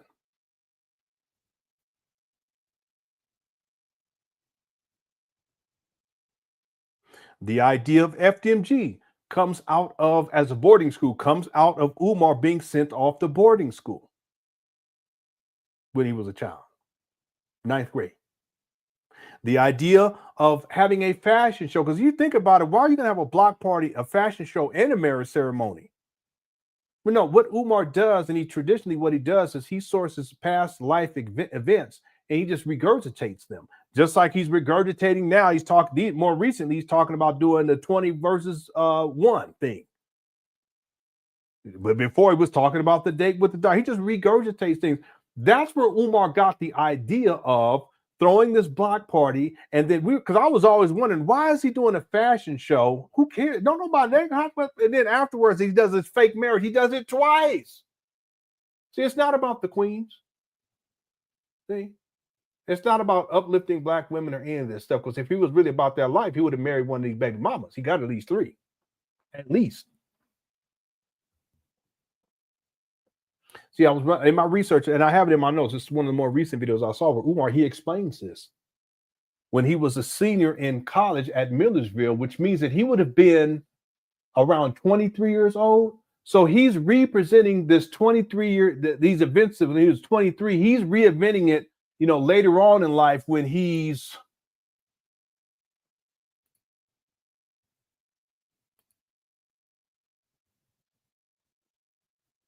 47, 46. That's where he got the idea from. It'll be in the documentary. It's incredible, isn't it? I remember I was listening. I said, what did he just say? That's where he got this idea from. Same thing. FDMG is just him trying to reinvent the childhood trauma of being sent away from his mama by his daddy. His daddy, Jamal, wasn't even living in the house at that time. Ship him off to a boarding school. Ship him away from the family. It was a military school. That's why Umar talks about how we're going to train the boys how to be black Rambos. And we're going to have a room in the back. We're going to call it the corporal punishment, a black room. We're going to pound their damn chest in. See, this is just Umar. He's reliving these childhood traumas, but then he wanted to put all this shit on these black boys. See, I said this long time ago before we close out that Umar, he ain't saving no black boys, and he ain't trying to save black boys. What he's trying to do is to save himself from the trauma that he experienced by growing up in an extremely dysfunctional family. But that's not the way to do that. This is not the way to do it.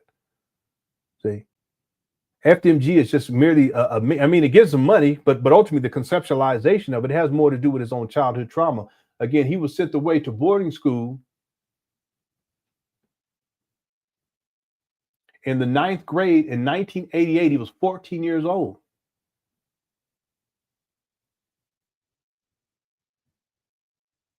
That's why he comes up with this idea of, I want to put in a bid for St. Paul's College. It's going to be a boarding school and your children will live with me in the dorms. This type of talk.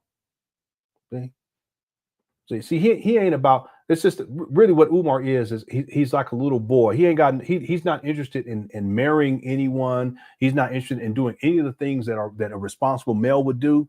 Really what he wants to do is to continue to live like a child, which he really is in a state of arrested development. And then all the sexual fantasies and the debauchery and all this stuff, it all filters out into what he's talking about. When he's talking about, I want to do these things with these women and I want to crush these cookies and we want to do 20 verses. It's all of it is just freak off stuff, you see? But at the end of the day, if Umar was serious about relationships, he would have married a black woman a long time ago. Then again, if he's not serious, just don't be serious about it. Don't tell black men that they should do it and you ain't doing it yourself. He has at least 3 baby mamas, big man. At least. We learn something new every day. The whole idea of FDMG comes out of when he was sent away to the Scotland School for Veterans Children when he was 14 years old.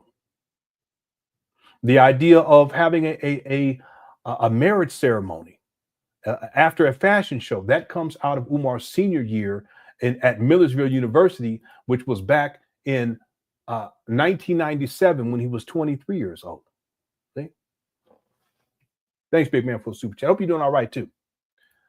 75 minutes because Umar's what does that have to do with it? You got to walk slowly? I don't know. All right. Good to see you, big man. Okay, let me get to these last super chats. We're gonna close out. We'll be back tomorrow with another live stream. We'll pick up with the next video in the sequence. We're going one by one to get caught up on all this Umar content. I want to do a marathon on Saturday. I'm not sure if I'm gonna be able to do it or not, but I'll let you guys know by Thursday. Okay. Okay, thanks again, big man. House of Cozy says listening to him talk is so exhausting. Yeah, it is. It is. And then when I get breaks and I come back, I get frustrated. He pisses me off. It is because he's so over the top, and a lot of times you can tell he's just coming up. It's just like coming up off the top of his head, imagination stuff. But a lot of the stuff that he comes up with is just so ridiculous. You know, a vegan sports bar. He's going to have a black farm. One time he said that he's going to have horses in each classroom. You know, FDMG stable. One time he said they're going to have an FDMG cemetery, and they're going to go and dig up the dead bodies of these important ancestors throughout the country, and then bring these bodies back and rebury them at FDMG. This is what Umar said. The guy is nuts. See, and it's exhausting because we can give example after example because it's been going on for such a long time. Okay, thanks again for super chat. Appreciate it. Seth says, and ladies, y'all paying for everything. Absolutely. Because see, this date with the doctor, what he was saying back then was that you women, y'all got to pay him $500 to go on a date, but then he's going to take you out to eat, and the dinner's going to be on him. Umar, it's sad. Women, don't go for it, please. Women, don't go. I don't care if you're black, white, or other. Don't go for this. We're gonna pay Umar. He's a prostitute. Okay, he's a hoe. But at least he'll pay for your dinner after you pay him to hoe. All right, thanks, Seth. And then Big Man says Umar needs 2 wives to hotel.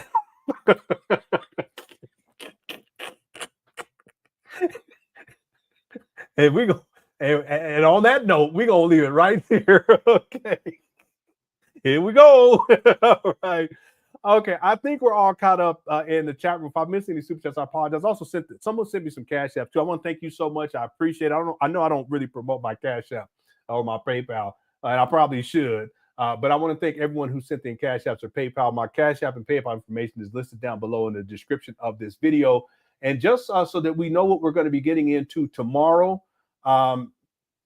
Tomorrow, I think this is I don't know. I don't know how we're going to do this. Yeah, we'll probably, let me see how long this is. Let me pull this up. This is what we'll get into tomorrow.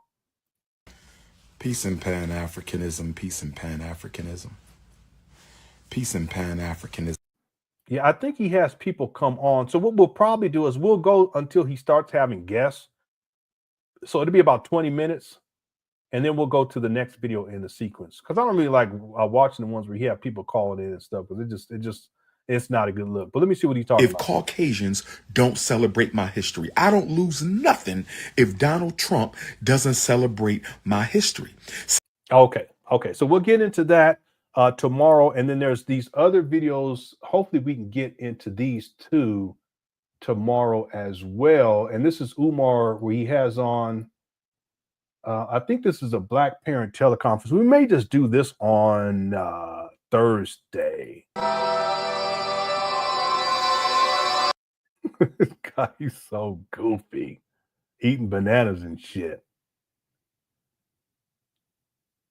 He looked like, well, Diagnosed with emotional disturbance. So what is his approach? What is he doing? Umar look crazy, don't he? This guy looks nuts. This guy looks so crazy. Look at him. You notice he ain't been in his mama house. He can't live over there right now. Anyway, we'll figure it out. Either we can get into, I don't know, these videos are longer. You know, maybe what we'll do is tomorrow we'll come and we'll do this video because it's longer. Yeah, that's what we'll do. We'll do this video, and there's 2 of them. And then on Thursday, we'll do the shorter video, and then there's another shorter video, and that get us caught up going into the 6-year anniversary of Umar acquiring these abandoned buildings in Wilmington, Delaware. Okay, that'll be the plan, okay, for the rest of the week. Big Man also says Dumbo, Babar, and Umar were boarded up at the Ringling Brothers Barnum and Bailey Circus in there. Yeah. No, Umar, he wasn't never boarded up at the Ringling Brothers. You got some people don't even know what that is. I remember the Ringling Brothers Barnum and Bailey Circus. I don't even know if they have it anymore because they got stuff like the Circus Soleil. It's more advanced and stuff. But back in the day, they used to have this traveling circus, and they had actual animals, and they would have different things, and the people on the high wires or whatever it's called and all that stuff. And they would have elephants and all that. So Umar, Dumbo, and Barbar. Okay. All right. Shout out to Big Man. Thank y'all so much for tuning on in. I appreciate it. I hope you guys enjoyed the show. Let me go ahead and close out this poll. So far, we had 1,129 votes, so a whole lot of votes. The question is, when did Umar Johnson conceptualize FDMG? 61% said 2005, 25% said 2010, 9% said 2014, and 5% said 2019. The answer is, when did Umar Johnson conceptualize FDMG? He conceptualized FDMG in 2005. Okay. The reason why these other dates are on there because they're all important. In 2010, Umar stated that the grand opening was going to take place September 11, 2013. In 2014, he started raising money to quote unquote put in the bid for St. Paul's College. He never put in the bid, even though he said that he did. He's a habitual liar. That was in 2014. And then, of course, in 2019, almost 6 years ago, in a couple of days, it'd be 6 years ago, Umar acquired these abandoned buildings in Wilmington, Delaware, and not one black boy or girl, for that matter, has been educated ever since. It's a scam. It's a long con.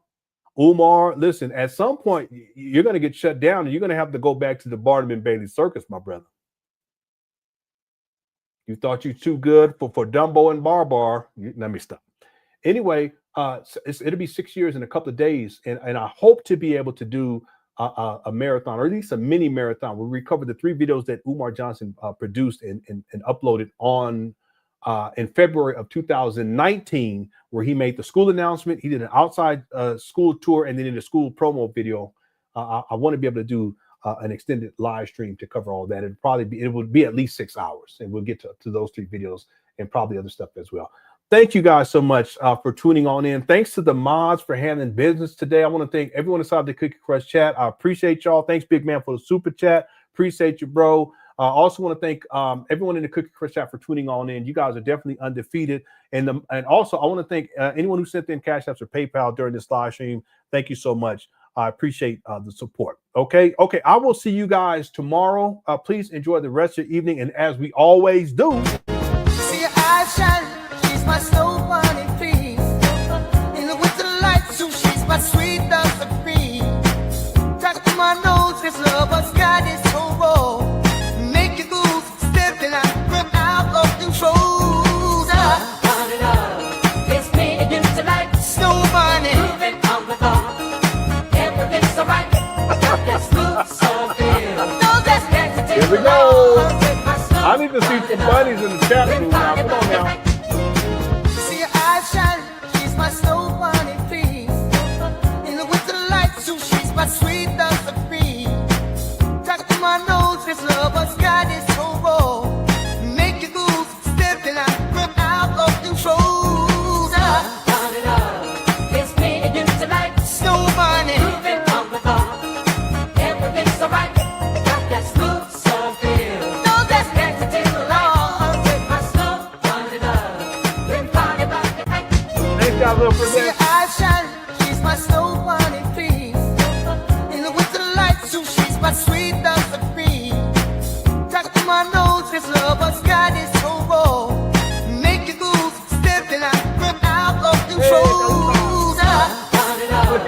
It's me and you tonight. Snow burning. Moving on the car. Everything's alright. Got that smooth so good. No, that's next to the law. My slow turn it up. Been party about the night. See your eyes shine. She's my slow burning peace. In the winter light, so she's my sweet dust of peace. Talk to my nose, this lover's got is so raw. Make you goose, stepping out of control. Yeah, bro. 2005. It's me and you tonight. Snow burning. Moving on the car. Everything's alright.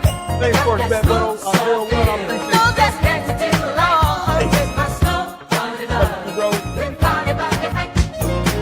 See your eyes shine. Brother She's my Vic. slow burning peace. In the Here's winter the light, A-Flat. so she's my sweet dust of peace.